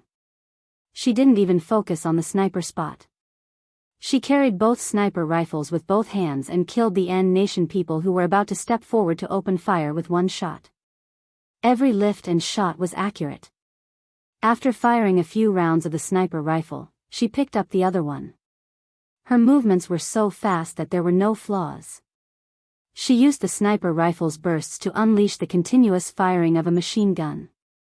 Who else in this world could do that? She was probably the best person in the world to use a gun. Top reading website, M.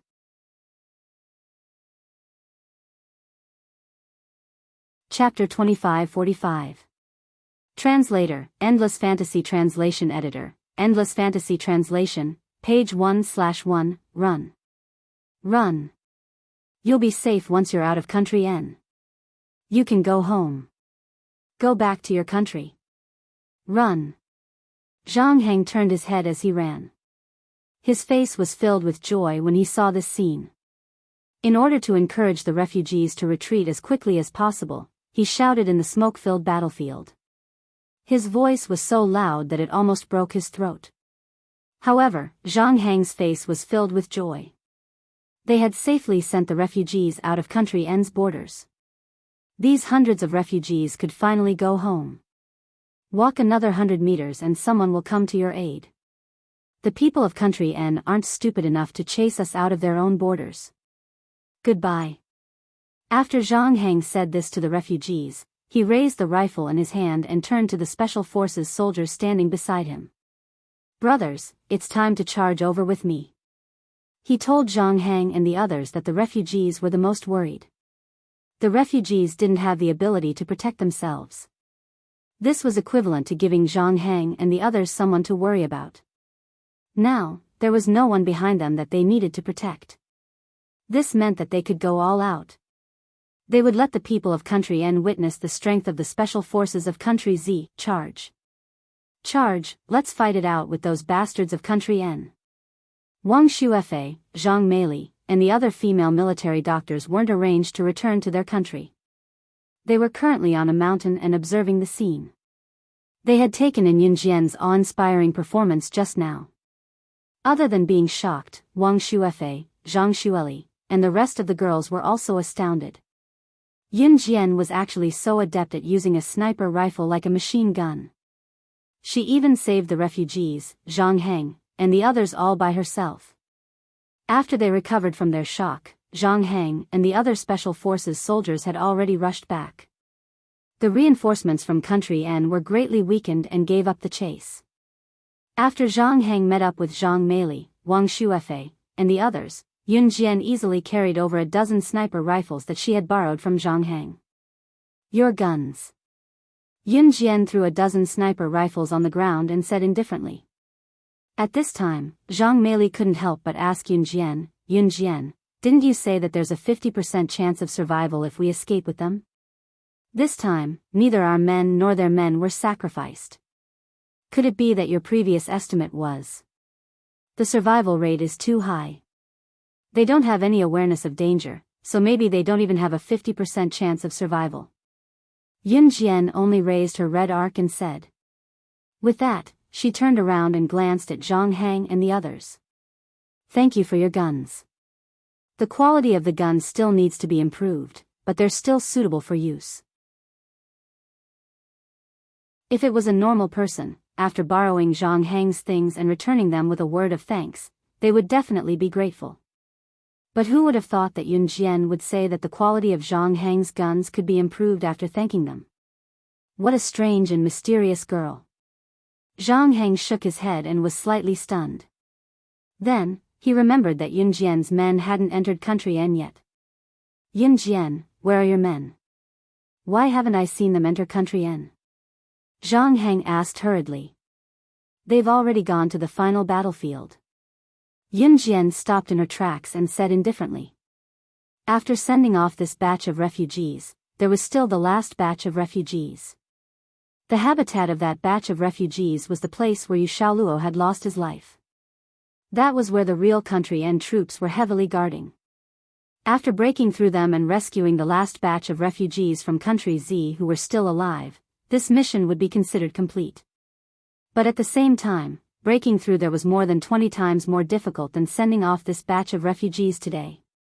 Just as Yunjian finished speaking, Zhang Heng, Dan Zhengyu, Wang Shuefei, Zhang Meili, and the others were stunned.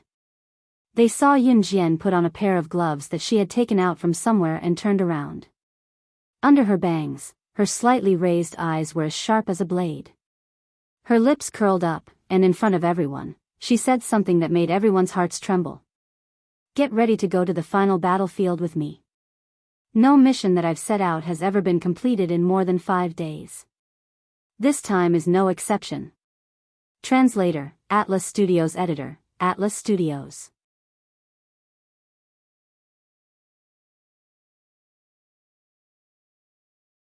Chapter 2546.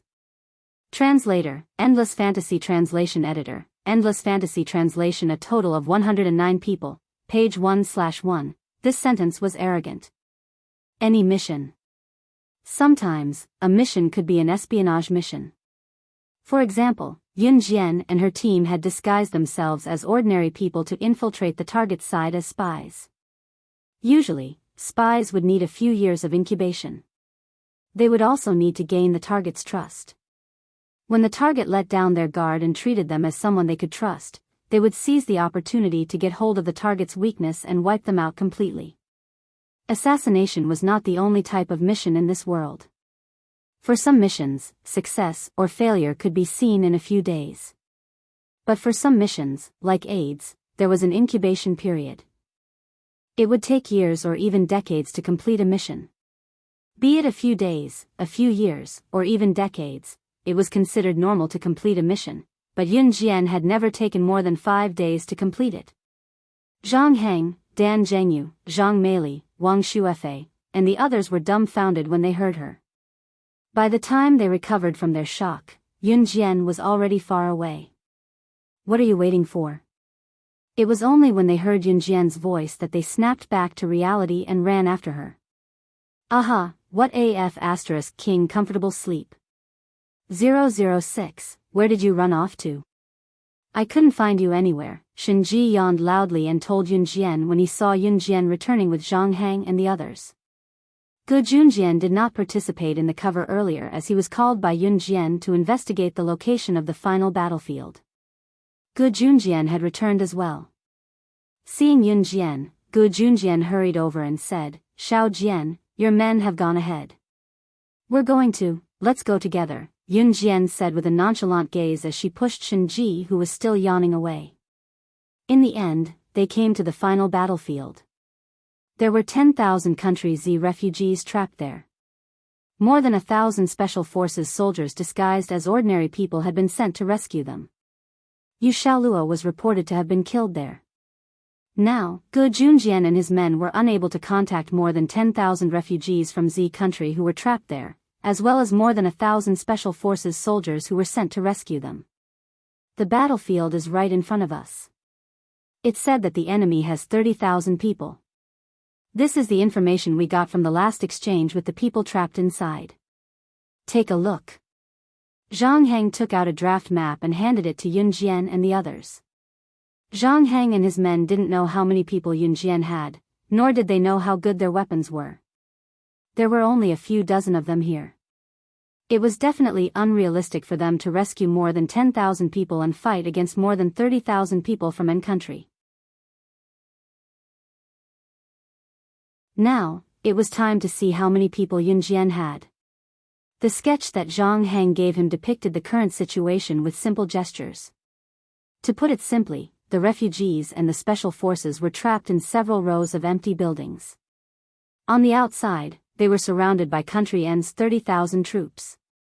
Fortunately, the 30,000 people from N country were ordinary people and not soldiers. Most of the weapons in their hands were iron rods, wooden sticks, and occasionally firearms. However, they were definitely not as good as the Special Forces soldiers who had undergone formal training. Therefore, the 30,000 people from N country had surrounded the 10,000 refugees from Z country and more than 1,000 Special Forces soldiers in a large circle. "Yun Jian, how many people do you have?" Zhang Heng asked an important question at this time. From the scene of the battle at the border just now, Yun Jian should have at least 10,000 people. Otherwise, she definitely wouldn't have such a powerful ability. Although he didn't know how Yun Jian summoned these people, now was not the time to think about it. However, just as Zhang Heng asked this question and everyone thought that Yun Jian would count her people by the tens of thousands, she said something in front of everyone that made everyone speechless. No more, no less, a total of 109 people. Translator, Atlas Studios Editor, Atlas Studios.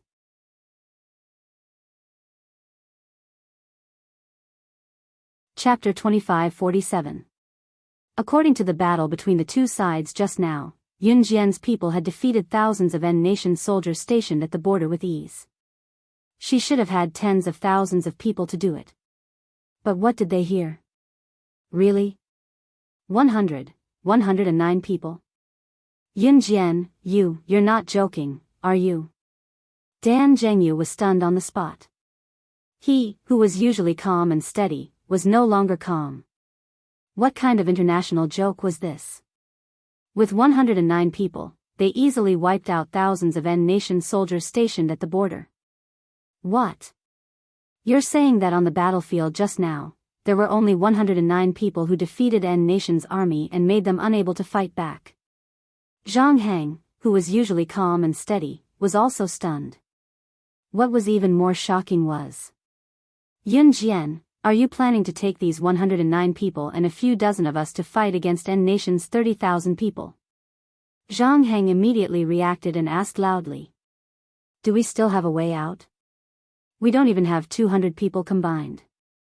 N-nation has 30,000 people.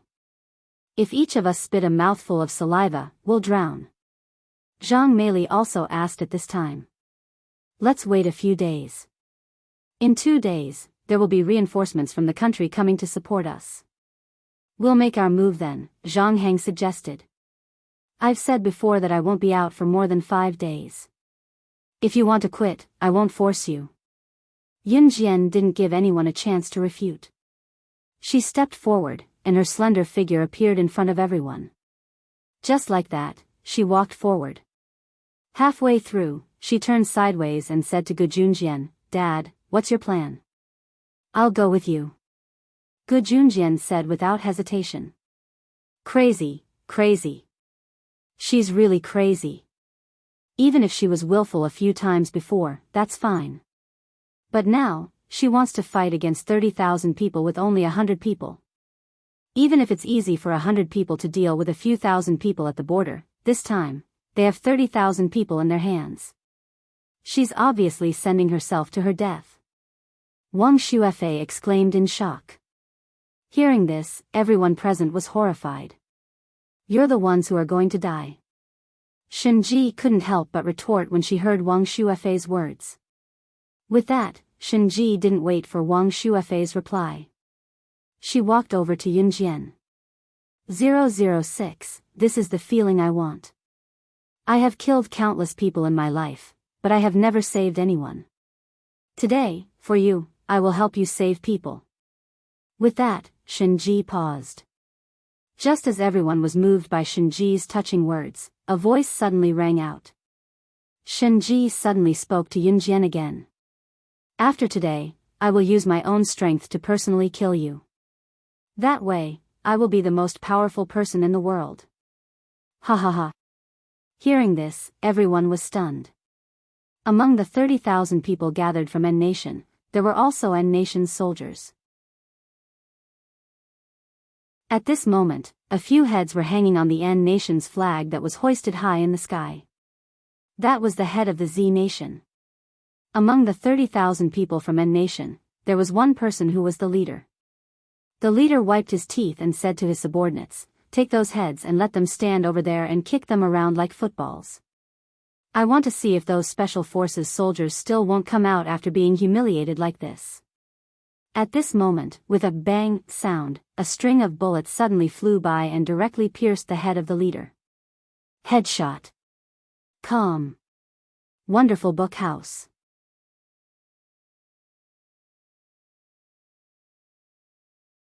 Chapter 2548.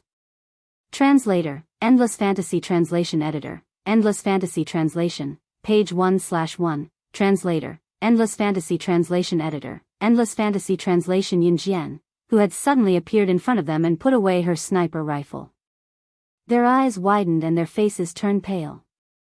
Just like that, the leader of the commoners that they had painstakingly chosen was killed without a sound. This little girl was definitely not a simple character. And she had also said, killing their leader was the first gift from the Wuxia mercenaries. Wuxia mercenaries? The internationally famous Wuxia mercenaries? A middle-aged man who was standing beside the 30,000 Nigerians leader who was shot in the head by Yun Jian exclaimed in shock. His legs were covered in thick black leg hair and his stomach was so big that even his short sleeves could not cover it. This middle-aged man with thick black leg hair was the subordinate of the leader who had been killed by Yun Jian. His name was Kalimantan. Kalimantan had followed the leader who had been killed by Yun Jian and bullied the Z people. He had organized the N people to gang rape women and humiliate the Z people. But in fact, Kalimantan had always wanted the position of the leader who had been killed by Yun Jian. At best, Kalimantan was only a staff officer under the leader. But now that the leader was dead, Kalimantan was grateful to Yun Jian. Of course, this gratitude only included not killing her. Little girl, have you heard of this saying? In times of war, who cares if you are a member of the Wuxia mercenaries? But since you have delivered yourself to us today, don't blame us for being rude. If you know what's good for you, you'd better come down yourself. We promise to torture you gently.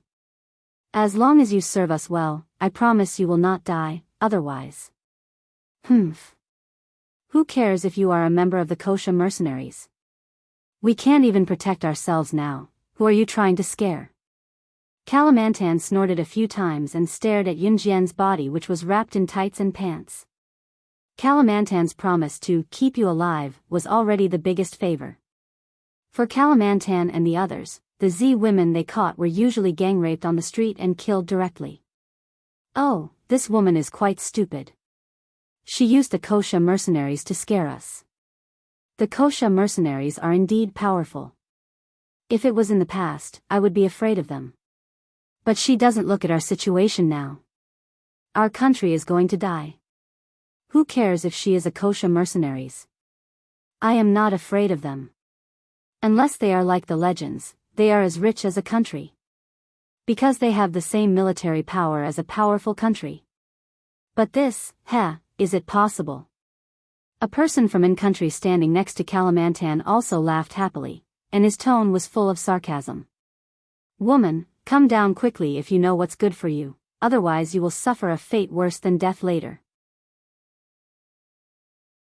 I really want to have a taste of the women of the Wuxia mercenaries. N country was in chaos. The two sides were at war. At this time, the country was already torn apart. For the N people, the Wuxia mercenaries were not even able to protect themselves now. It was uncertain whether they could survive until tomorrow. So when they heard Yun Jian's words, everyone was stunned. She was pretending. More than 10,000 Z people and more than 1,000 special forces were surrounded in rows of abandoned buildings by N country's 30,000 people. A scout who went to investigate nearby and found Yun Jian quickly came back and reported the news to the leader of the more than 1,000 special forces. What? Only one person? And it's a woman. 2 days ago, our female special forces were sent out, and they were all humiliated to death like that. This time, I will definitely not let our Z people suffer the slightest bit of persecution. Brothers, follow me. When the leader heard the news, he was sitting on the ground with his eyes closed. At this moment, he stood up from the ground with a whoosh, set up a rifle and walked out. Translator, Atlas Studios Editor, Atlas Studios.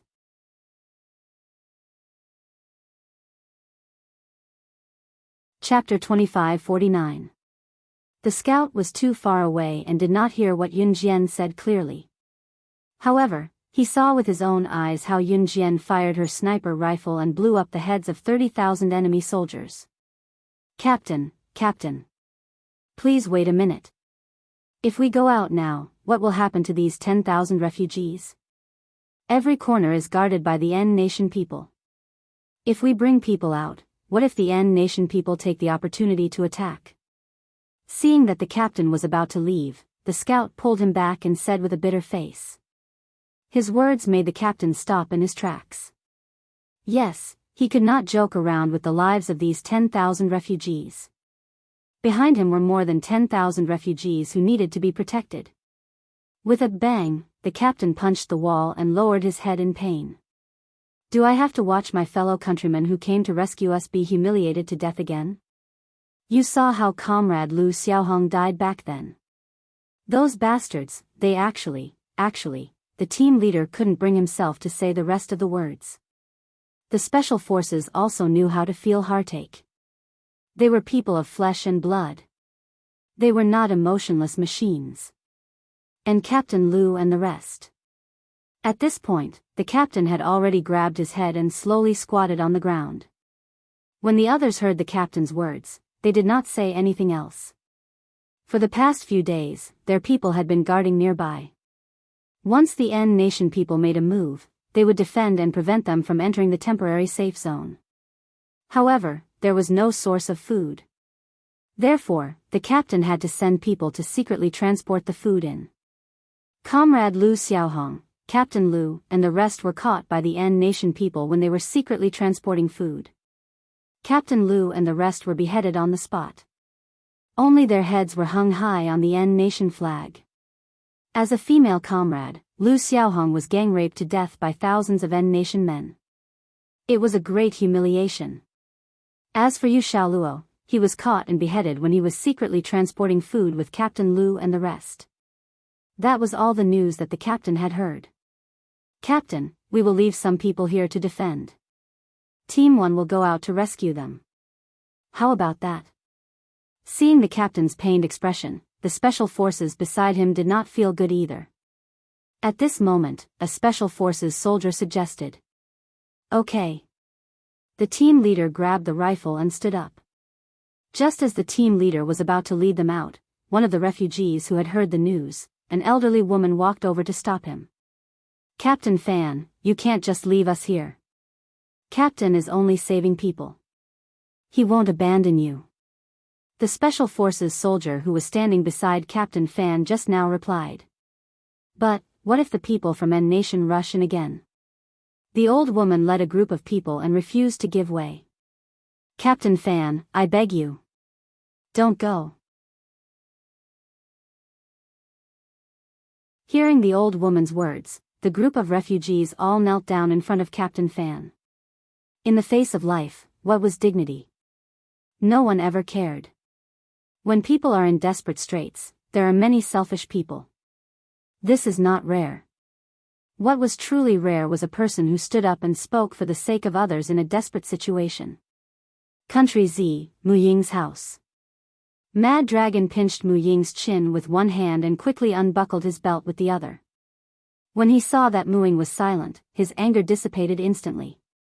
The next moment, he suddenly hugged Mu Ying, who was lying silently on the bed, and begged Mu Ying in the most belittling tone he had ever used in his life. Ying, my silly girl, what's wrong with you? What happened, can you tell me? Let's solve it together. As long as you don't leave me, I will do anything you want. If you don't like my profession, then I will quit the assassin circle. If you don't like me, I can change. Just don't leave me. Calm.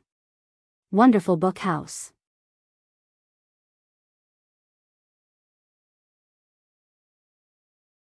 Chapter 2550. Translator, Endless Fantasy Translation Editor, Endless Fantasy Translation Translator, Endless Fantasy Translation Editor, Endless Fantasy Translation. Mad Dragon's love for Mu Ying could be as cold as fire, or as low as dust. When he heard that Mu Ying wanted to leave him, his first instinct was to not let go. He did not want to force Mu Ying, but because of love. When you love someone to the extreme, you will go crazy. And Mad Dragon happened to be this kind of person. As long as he could keep Mu Ying from leaving him, he would do anything, give up anything. Mad Dragon was an unpredictable person to begin with. Mu Ying could feel that Mad Dragon did not want to kill her. She knew that ever since he stepped into the assassin circle, he had never been merciful to anyone. No one had ever managed to survive for more than 3 minutes after angering him. But towards Mu Ying, he endured it again and again. Mu Ying's tears flowed down. She suddenly stood up and hugged Mad Dragon. Tears flowed down her face. She could not help but say, I'm sorry. I might die, I don't want to hurt you, I don't want to make you suffer, Muing said all the words in her heart in one breath. She thought that after breaking up with Mad Dragon would not be so sad after knowing that she was dead. But Muing was wrong. She wanted to cherish the present. Hearing Mu Ying's words, Mad Dragon's face did not show any sadness. He touched Mu Ying's head, and said as usual, "So that's how it is, silly girl, I'm here, everything will be fine." "Will it really be fine? I'm afraid that if I really leave one day, you will be sad." Mu Ying looked up at Mad Dragon and said, "Yes, it will be fine." Mad Dragon touched Mu Ying's head. Mu Ying's heart skipped a beat. She hugged Mad Dragon back, and suddenly leaned over to kiss Mad Dragon's lips. Unlike the previous kisses, this kiss carried an unusual aura. Mad Dragon, who had peeped at her for her whole life, how could his beloved woman take the initiative to give him her body? He grabbed the tender skin, and both of them fell on the bed. After that, Mu Ying slept soundly. Mad Dragon looked at her one last time, and then turned and walked out. Africa, Moon City, in a rundown laboratory. A scientist in a Ph.D. robe was standing on a simple stool. He was looking at a handsome man standing in front of him. This handsome man was none other than Quang Long. "I can give you whatever you want, but please make your father's secret potion." Mad Dragon looked at the scientist in a doctor's robe and said, "Yo, look, who's this? Isn't this Mad Dragon Killer, my nemesis from a few years ago? Why are you here?" The scientist in his early 30s said with a gloomy face. This scientist was the son of the perverted Ph.D., who transferred Mu Ying's consciousness into this body. That perverted Ph.D. told his son all the secret recipes, including the secret recipe of the medicine. And that perverted Ph.D.'s son was Mad Dragon's nemesis from many years ago. "Cut the crap, give it to me or not."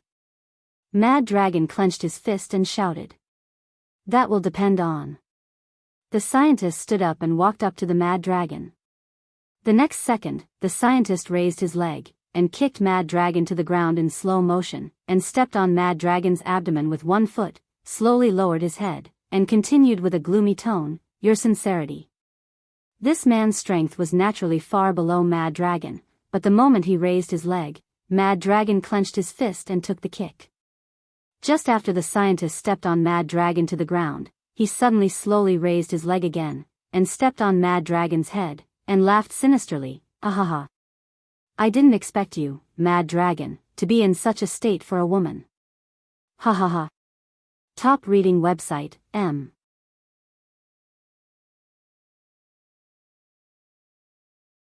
Chapter 2551. Please wait for a moment. After the content has been updated, please refresh the page to get the latest update.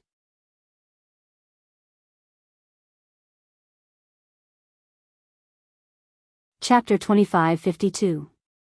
The reason why the people of N Nation were not afraid of Yunjian or the Kosha mercenaries was that the Kosha mercenaries were no longer a threat to them. There were indeed international rumors that the military reserves of the Kosha mercenaries were comparable to that of a powerful country. And their wealth was comparable to that of a country. However, that was just a legend. Moreover, the N Nation was in chaos and they could not even protect themselves. It was still unknown whether they could survive until tomorrow. Who would care about the Kosha mercenaries?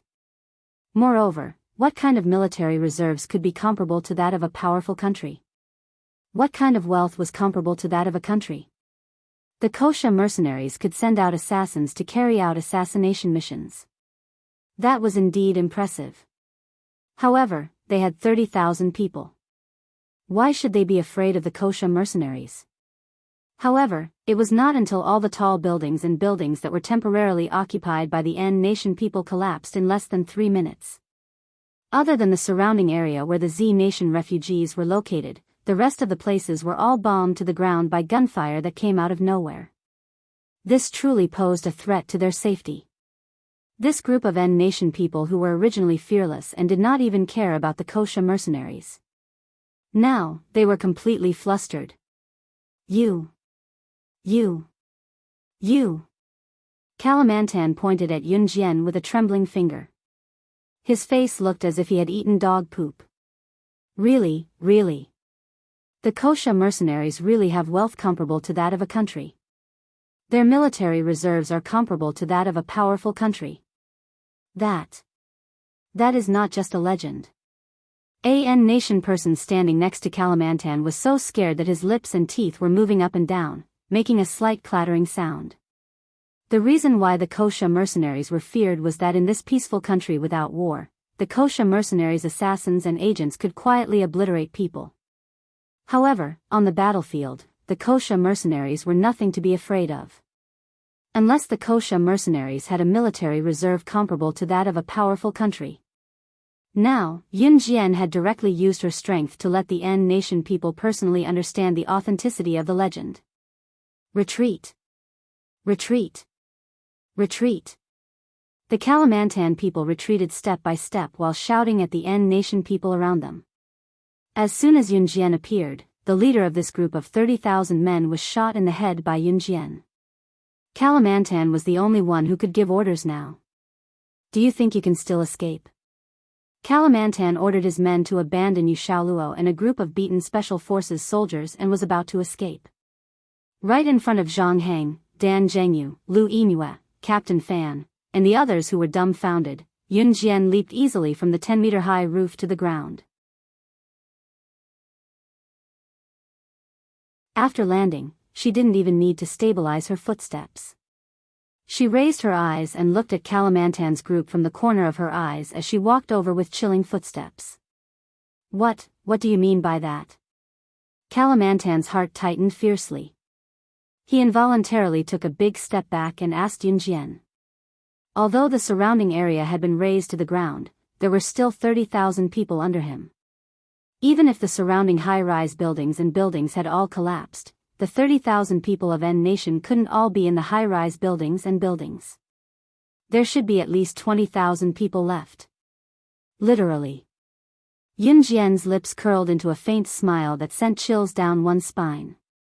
Everyone was surprised and puzzled by the meaning of Yun Jian's words. Kalimantan also frowned and was about to speak. Boom, boom, boom. Boom. A series of loud explosions that could shatter one's eardrums rang out again. In less than 3 minutes, a few N Nation people who were struggling to escape with the wounded ran to Kalimantan. With their eyes wide open, they looked as if they had just escaped death and shouted in front of everyone, "A group of people who came from nowhere attacked us with the world's most advanced weapons. Our 30,000 people. All of them were buried in the sea of fire in an instant."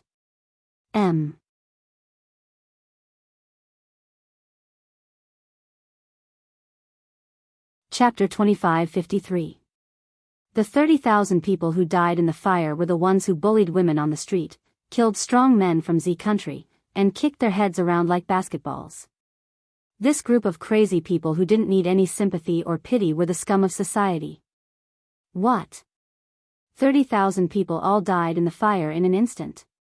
The first to react and shout was not Kalimantan, who was the leader of the 30,000 people from N country, but Zhang Heng. Captain Fan was startled by Zhang Heng's exclamation. Zhang Heng was a special forces soldier who came to support. Captain Fan knew Zhang Heng. So Captain Fan instinctively thought that Zhang Heng had brought reinforcements to save them. In spite of it, Zhang Heng's next words, pointing at Yun Jian, stunned Captain Fan and the rest of them. She had only sent 109 people. But these 109 people actually wiped out 30,000 people from N country. There were only 109 people, and no large-scale reinforcements. These 109 people wiped out 30,000 people from N country. This. Captain Fan's face froze. Even the people he brought with him were dumbfounded. 100 people against 30,000 people, and a total victory. This was simply 1 against 300. Was this even something a human could do? Who the hell is she? She's so powerful. One of Captain Fan's men looked at Yun Jian and sighed. But before Captain Fan, Zhang Heng, and the others could react, a large group of people suddenly surrounded them. One of them, a woman with an alluring figure who was dressed similarly to Yunjian, walked over. 006, your team is not bad. These 109 people have been trained well by you. It's effortless to command them. Why don't you name a price and let me adopt your 109 people? The person who came was none other than Shinji. At this moment, Shinji raised her hand. Her slender hand brushed her long hair behind her ear. Like a graceful Buddha, she stood in front of everyone. Since Shinji had brought Yunjian's 109 people to the crowd, it meant that other than Kalimantan and the few remaining N-country people, the other 30,000 people had already died in the fire. Even if he didn't die, he would be trapped under a tall building. If no one came to save him, it meant that he was not far from death. Clearly, Yunjian and Shinji didn't care about Kalimantan and the others at all. Give me all the savings you've accumulated over the years, and I'll consider giving him to you. At that moment, Yunjian walked towards Shinji. She narrowed her eyes and spoke softly. You're too greedy. I don't want it anymore. Just wash your neck and wait for me to kill you. Shinji clicked her tongue. After that, she curled her lips and turned to leave. Quick! Hurry up and organize the refugees to leave. Captain Fan was very smart. Seeing this, he turned around and hurriedly ordered his men standing behind him. Yes. Captain. Captain Fan's men were overjoyed, and with the fastest speed in their lives, they turned around and ran towards the 10,000 refugees. Originally, in a few days, a large number of Z country's special forces would come to the rescue. But now that Yunjian's men had solved this problem, it could be considered a great achievement. Otherwise, who knew how many innocent people and the special forces who had come to support N-country would have lost their lives here. Kalimantan saw Shinji turn around and leave. He moved his feet lightly, wanting to take the opportunity to retreat. But just as Shinji turned around and walked away, she suddenly raised her hand and pointed the gun she had prepared at Kalimantan and the few remaining N-country people. Bang! Bang! Bang! Gunshots rang out. By the time everyone reacted, Shinji had already killed all the N-country people. She put away her gun and looked at Yunjian. 006, I helped you solve your last problem. You owe me a favor. I'll pay with your life in the future. Calm. Wonderful Book House.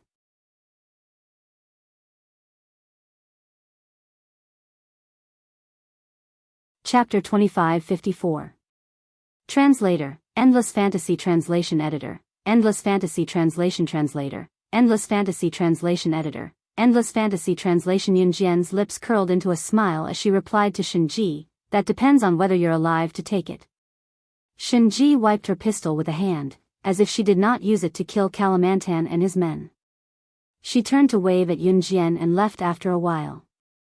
Yunjian didn't even bat an eye at the death of Kalimantan and the others. Any normal girl would have been scared by such a scene. Yunjian wasn't a normal girl, but as a Special Forces soldier, she wasn't shocked by Shinji's actions at all. It was as if they were used to death. Zhang Heng, Captain Fan and the others couldn't help but look at Yunjian. You? Who are you? It was Captain Fan who asked Yunjian in shock. She could even order the kosher mercenaries. Who was she? And that woman just now, what was her relationship with her? You can go now. Yunjian didn't reply to Captain Fan immediately. Instead, she spoke to the 109 kosher mercenaries. In less than a minute, all 109 of them disappeared without a trace. Yunjian took out a forged contract from her pocket, crumpled it into a ball and threw it in front of Captain Fan. Captain Fan was no slouch as he caught the ball of paper that Yunjian tossed over with a raise of his hand. He opened the ball of paper and read it. So you hired the kosher mercenaries. You even used the name of the kosher mercenaries, no wonder. After reading the forged contract, Captain Fan heaved a sigh of relief. But those 109 people should be the elites of the kosher mercenaries. How much did you spend to hire them? I'll reimburse you later. Captain Fan asked Yunjian. Captain Fan, Zhang Heng, and the others were waiting for reinforcements to arrive in a few days and then save the refugees in one go. This way, sacrifices were inevitable. Now that Yunjian had intervened, the number of sacrifices would be greatly reduced. This was a good thing for Captain Fan, Zhang Heng, and Z country. No need. Yunjian didn't say anything else. She pursed her red lips and left the place first. Looking at Yunjian's receding figure, Yu Xiaoluo, who was lying on the ground and almost breathed his last due to the N nation's torture, slowly closed his heavy eyes. Yu Xiaoluo's legs had been broken during the few days he had been captured by the N nation people. The N nation people had burned his skin to a crisp, and the flesh beneath his skin could be seen clearly. Yu Xiaoluo had also been subjected to many inhumane tortures over the past few days. Seeing Yunjian's figure, Yu Xiaoluo, who had fainted, remembered the look on Yunjian's face a few years when she said she owed a favor. He had thought that Yunjian was just saying it for the sake of it. He didn't expect that she really. The refugees were finally rescued, and Yunjian returned to Z country first. Gu Junjian was worried about Yu Xiaoluo, so he stayed behind to look after him. The days passed quickly, and in the blink of an eye, it was the day before Yunjian and Siyi's engagement party. The day before the engagement party, Yunjian went to Hubble Island. This was a gorgeous pink beach made up of pink granules. Siyi hadn't arrived yet, but the little girl and the little girl were already dressed in formal clothes. They looked very happy as they rolled around on the pink beach. From afar, Yunjian saw Zhou Yiran running to the little girl who was rolling on the ground and handing her a flower. Translator, Atlas Studios Editor, Atlas Studios.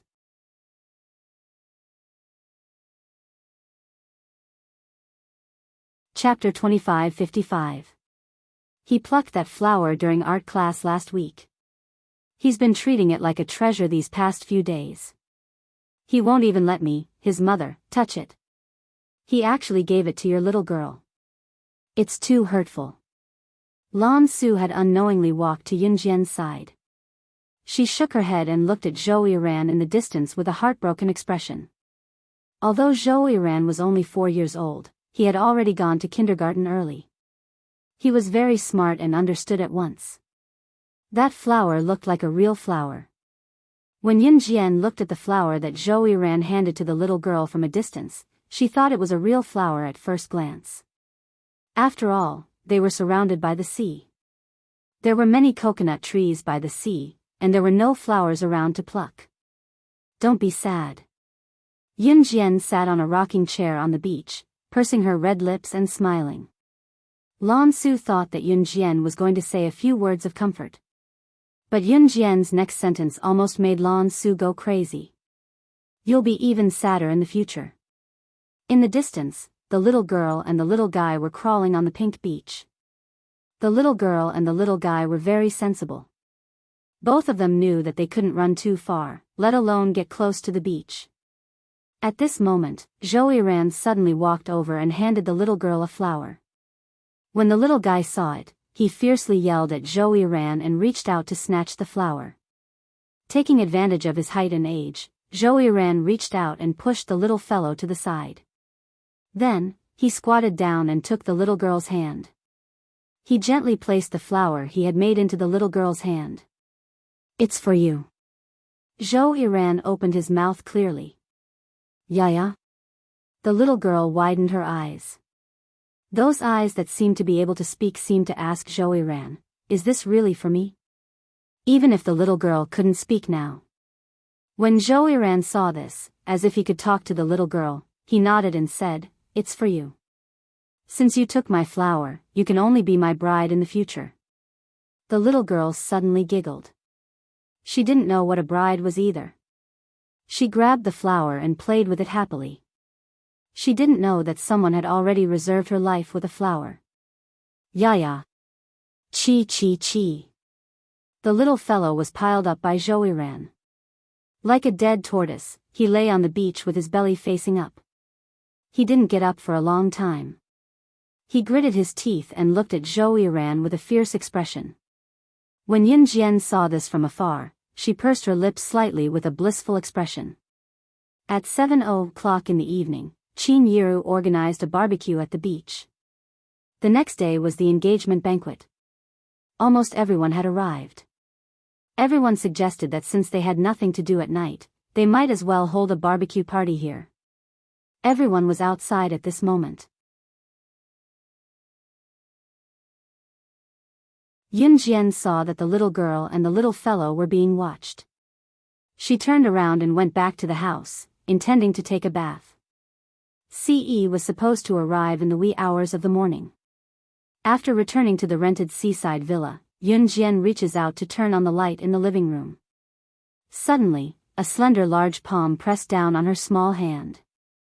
Another large palm came from behind Yun Jian and covered Yun Jian's mouth. The person who appeared out of nowhere pulled Yun Jian to the living room table and pushed Yun Jian onto the table that could be entered at any time. The person covered Yun Jian's mouth and pressed down on Yun Jian with a force that even Yun Jian could not resist, before leaning into her ear. The moment the familiar voice rang, Yun Jian felt her legs in a miniskirt being pressed down by the familiar figure in the dark villa living room and slowly parted. Xiao Jian. M.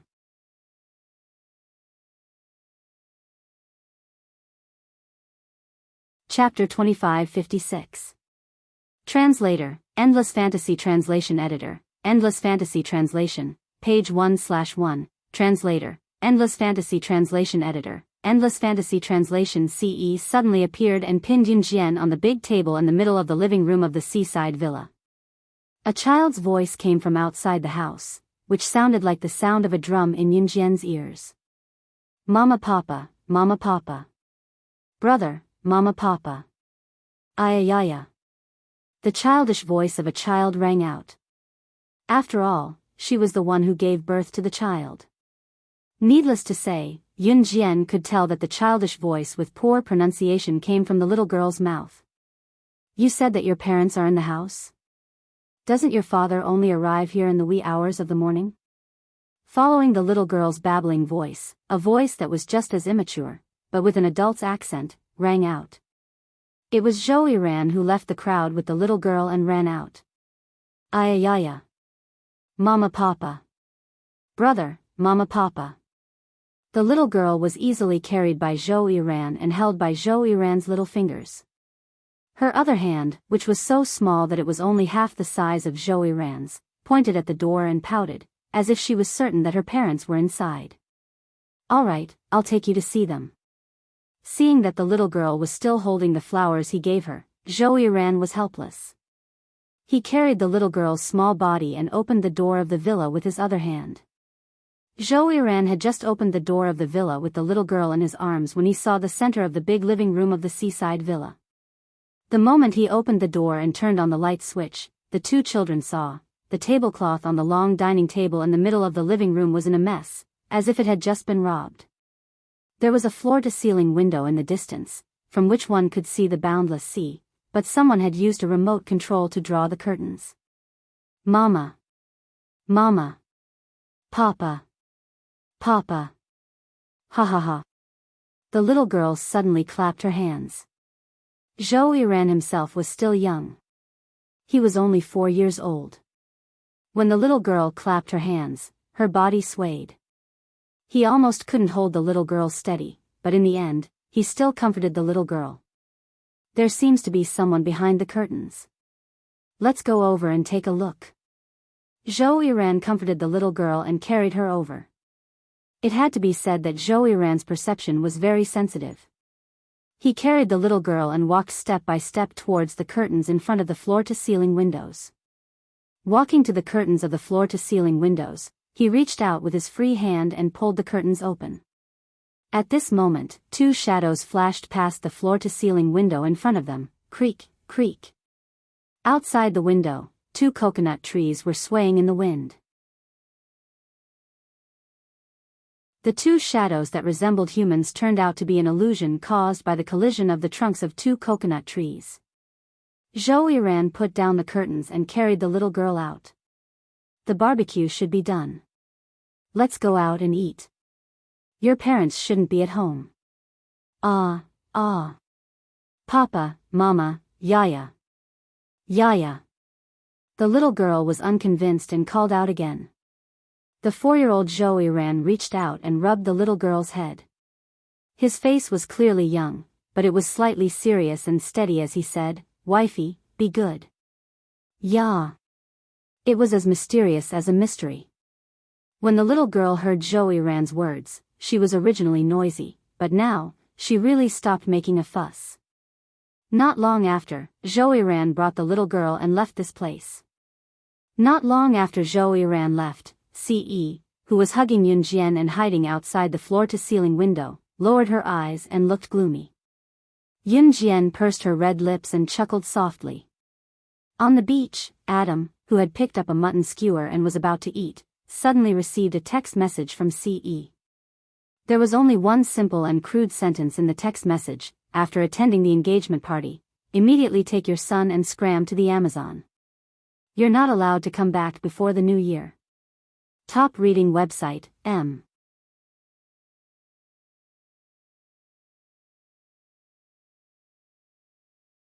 Chapter 2557.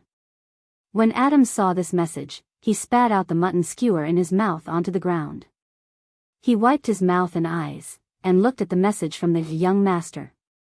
3 seconds later, Adam cried out innocently, "What's wrong with me now?" Zhou Yiran. "Come out, you stinking brat. Look at what you've done this time." "He just carried Yuanyuan out to play," Lan Su suddenly said as she took a bite of the barbecued sausage and crossed her slender legs. Once Adam heard that his idiotic son had gone out to play with Ce's darling again, it was obvious that something serious must have happened. Adam slapped his hand on his head, looking helpless for the first time. "Dang dang, your son is just like you, peeing on Tiger's head every day." Shuang suddenly hooked his arm around Adam's shoulder and affectionately called him by his new nickname. Shuaying's new nickname for Adam was Dang Dang, in return for the nickname, Wang Er, that Adam used to call him. "Scram, scram, scram. Brother Wang Er." Adam slapped Shuaying's hand away from his shoulder and said angrily. However, everyone knew that Adam's fierce tone was purely a joke with Shuaying. Ha ha ha. When Shuaying heard Adam's words, a joyful smile appeared on his handsome face. However, the deep scar on his neck looked a little sinister. In the end, Yunjian took a quick shower and came out of the room with Ce. "Papa." When she saw Ce, the little girl rushed over. Zhou Yiran couldn't hold the little girl in the end. He was afraid that she would fall, so he squatted down and put the little girl down on a clean beach. As soon as the little girl landed, she crawled over to Ce like a little loach. Normal children usually started learning to walk at the age of 1.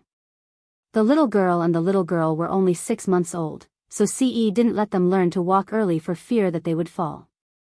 However, the little girl could already stand up by holding onto the stairs and railings. The little girl could also stand up by holding onto objects if someone helped her. However, she still crawled normally. Furthermore, the speed at which it crawled was extremely fast. Ce bent down and picked up the little girl before Yunjian could. "Mama." The little girl looked up at Yunjian in Ce's arms. When Yunjian heard this, she pursed her red lips and walked over. The little girl held Yunjian's hand and bent down to hold Ce's hand. And then placed Yunjian's hand in Ce's large hand. He he. He he he. When the little girl saw this scene, she happily clapped her hands and shouted. Of course, the little girl couldn't hold Yunjian's and Ce's hands by herself. Of course, Yunjian and Ce doted on the little girl and would naturally do as the little girl asked. This little girl has turned into a spirit. Haha. Speaking of which, young master, please forgive me. Sending me to the Amazon or something like that, or... Adam walked over and laughed out loud. However, just as Adam said this, he was frightened by Ce's sidelong glance. Cough. Rascal, come with me. Young master, I'll definitely teach this rascal a lesson when we get back. Adam walked over and grabbed Zhou Yiran. Then, he left as if he was escaping. Only then did Si Yi's deep brows slightly relax. As soon as he turned around, the little girl used her completely powerless hand to hold on to Si Yi's head. Then, she used her other hand to hold on to Yunjian's head. She even shouted happily. Papa. Mama. Kiss kiss. Kiss kiss. M.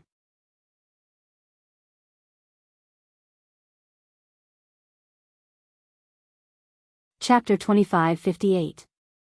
Translator, Endless Fantasy Translation Editor, Endless Fantasy Translation. Qin Yiru's mother called her old friend, page 1/1. The little girl used all her strength to knock Si Yi's head against Yunjian's head. Yunjian's face was flushed red. Qin Yiru, Gu Junjian, Shuaying, Lin Wei, Mo Sen, Luo Mei, Lan Su, and everyone else were standing around them. Moreover, the people around them were all looking at them. When Qin Yiru saw this scene, she suddenly remembered that not long ago, the little girl had held a photo of the family of four with Yunjian, Si Yi, and the little girl. In the photo, Yunjian and Si Yi were folded so that they were kissing. She was really a mischievous child. She knew everything. Who was the one who taught him that? Seeing this scene, even Qin Yiru was a little shy. Qin Yiru hurried over, clapped her hands, and coaxed the little girl in a coaxing voice. Yuan, come, Granny will carry you. Your brothers have all gone to the beach to ride the waves. Granny will take you to play with them. Come, no. Kiss kiss. Kiss kiss. Sob sob sob. Papa, Mama, kiss kiss. I want a kiss. The little girl spoke in a voice that was not very accurate, as if she understood Qin Yiru's words. She shook her head violently, as if she was going to cry if she did not listen to her. The little girl's request was really too embarrassing. Yunjian really did not know whether to move or not to move. Just when everyone thought that Si Yi would reject the little girl's request and throw the crying little girl into Qin Yiru's arms as usual, Qin Yiru carried her away. Si Yi carried the little girl with one hand, and pressed the back of Yunjian's head with the other hand in front of everyone.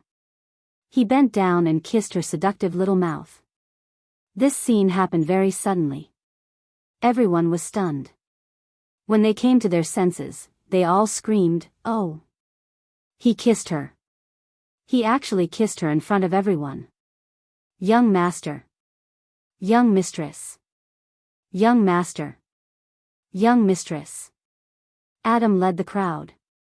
Just as he shouted this, Lan Su hit him on the head. Go home and kneel on the washboard if you want to create more atmosphere. This was indeed effective, as Adam quickly shut his mouth. After being kissed by Yunjian, the next minute felt like a century. Her face was flushed red, and her cheeks were a little soft. Until Si released hers on her lips were her translation. Her until her was her translation. Her until her was translation. Translation is at 11 at a translation at around 11 at translation at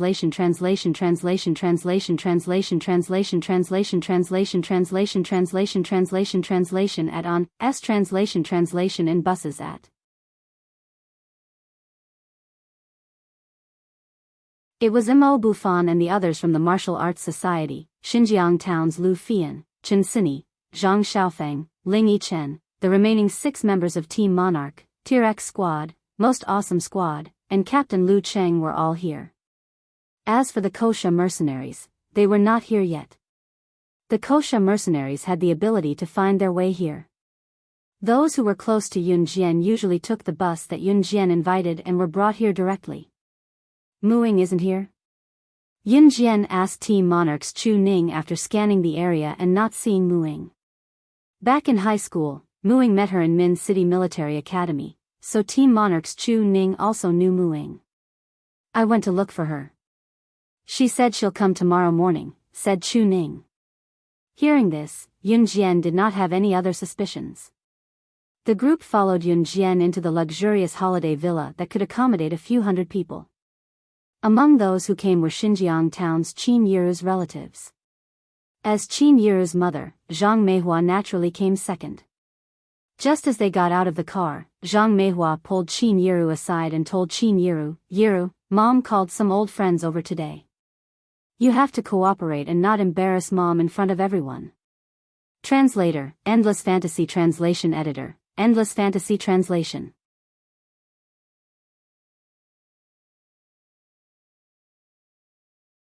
Chapter 2559.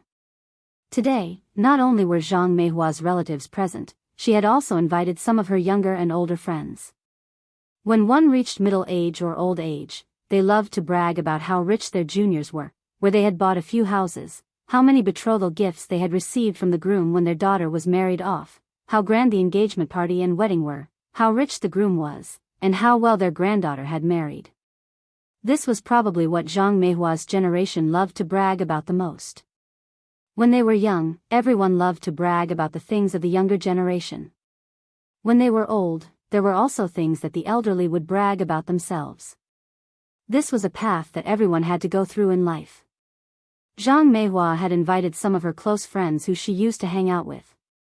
She had wanted to show off how great her granddaughter was in front of them, so she had brought them along. Yun Jian and Zhang Meihua had always been on bad terms.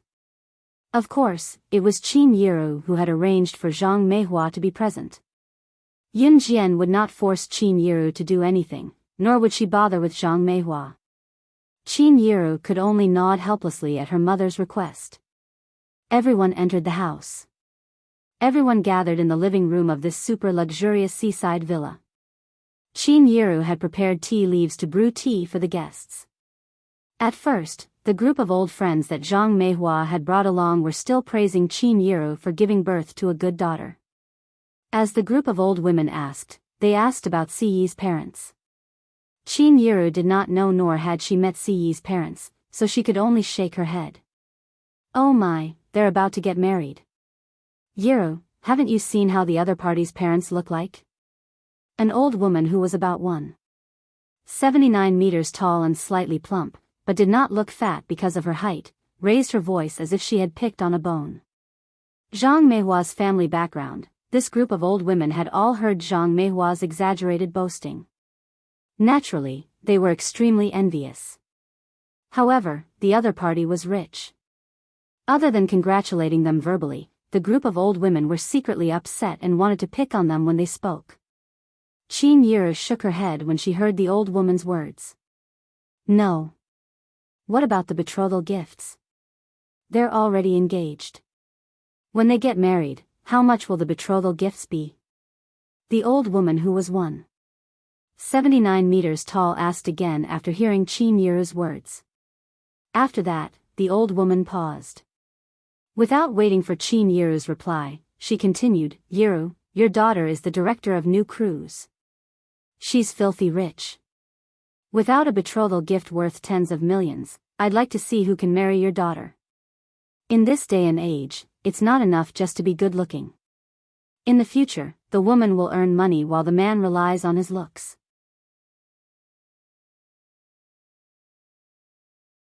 Sooner or later, they'll have to break up." This old woman with a height of 1.79 meters was called Wang Xuanfang. Wang Xuanfang was about the same age as Zhang Meihua. Wang Xuanfang was used to Zhang Meihua bragging about how great Yun Jian was in front of her. Now that she had picked a bone, thinking that Ce was marrying into the family and Yun Jian was marrying into Ce's family, she exaggerated. To put it bluntly, she was mocking Ce for being poor and penniless. Yun Jian was amazing, but marrying a man who might not even be able to fork out the wedding money was enough to make her a laughingstock. There was no perfect person after all. Wang Xuanfang chuckled inwardly, thinking about exaggerating the matter when she went back. However, less than half a minute after Wang Xuanfang said those words, a cold and magnetic male voice suddenly sounded out. With lightning speed, he directly replied to Wang Xuanfang, "Adam, pass down the order. After the engagement banquet starts tomorrow, all restaurants in Country Z will operate for 3 days free of charge to celebrate my and Xiao Jian's engagement. All expenses will be charged to my account. M.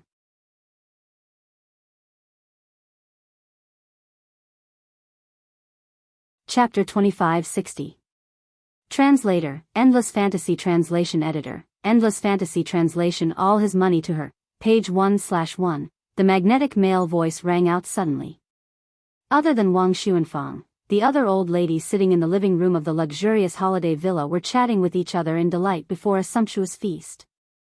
Not all the old ladies from Xinjiang town were chatting with Qin Yiru.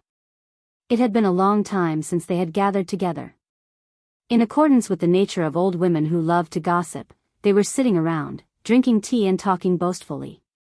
Of course, it was only a few days after the end of the year. The old ladies were bragging about their son and daughter's last year's income, as well as their grandson and granddaughter's academic results and results in their final exams. Wang Xuanfang had thought that no one was listening to her, so she spoke to Qin Yiru in a tone that she thought was considerate of Yunjian. Who knew that right after Wang Xuanfang's last sentence about Yunjian and Siyi's falling apart sooner or later, Siyi's reply was like a slap to Wang Xuanfang's face. As soon as he finished speaking, everyone present was completely stunned. Yes. Young master. It was only when Adam put away his frivolous smile and nodded at Ce as he walked out of the luxurious holiday villa to arrange the matter that everyone snapped back to reality. Oh. All the restaurants in the country will be open for free for 3 days. How much will this cost? Wang Xuanfang was stupefied. Her rosy cheeks were now glowing white as she listened to Ce's words. Wang Xuanfang didn't know how to react for a while. Sitting next to Zhang Meihua was a short old woman with yellowish skin and obvious wrinkles on her face that had been crushed by the passage of time. She was a little tanned. She was a shrewd and frightened old woman. All the restaurants in the country will be open for free for 3 days. Let's not talk about the whole country. Even in Longmen City, it'll cost at least tens of millions to open for free for 3 days. In Jianghu province, it'll cost at least hundreds of millions. It might even cost billions. If it's the whole country, then, the short old lady's name was Rong Jiaoxian. She was almost 60 years old and was considered ugly among the group of old ladies. Rong Jiaoxian was a primary school teacher when she was young. She had a pension after retirement, so she was considered more authoritative among the group of old ladies and had led a decent life. She was considered a cultured person at best, but teachers who were usually fierce to their students when they were young were full of wrinkles when they were old. Rong Jiaoxian was one such example. What? Billions? When Wang Xuanfang heard the number of billions, she had already stood up with a swoosh. Her eyeballs were about to pop out of their sockets, and her face was green and purple. Is Jianghu province? Rong Jiaoxian said, is Jianghu province? The 2004 population in 2004 was. Even, was is translation. Is translation was translation? Is. Was. I didn't know your son-in-law was so rich. But even if he's rich, he shouldn't be spending it like this. Ask him to take back his plan. No matter how rich he is, he'll go bankrupt if he spends it like this. Moreover, it's just an engagement. Can your daughter withstand such a grand occasion? Wang Xuanfang spoke to Qin Yiru after she recovered from her shock. She was trying to get Qin Yiru to talk Ce out of it. Wang Xuanfang had thought that Ce was not good enough for Yunjian earlier, but now, she felt that Yunjian was not worthy of Ce marrying her with such a grand display. Moreover, Ce would probably go bankrupt if he did this. He might as well give them more in return if he had so much money. However, Wang Xuanfang did not have the time to finish her sentence. Just as Wang Xuanfang said that, Shuang slammed his phone on the table without waiting for Ce to step in. He glanced at Wang Xuanfang from the corner of his eye and repeated what Ce had told him earlier. All restaurants in Country Z will be open for free for 3 days. You'll only need to spend 10 days of my young master's income.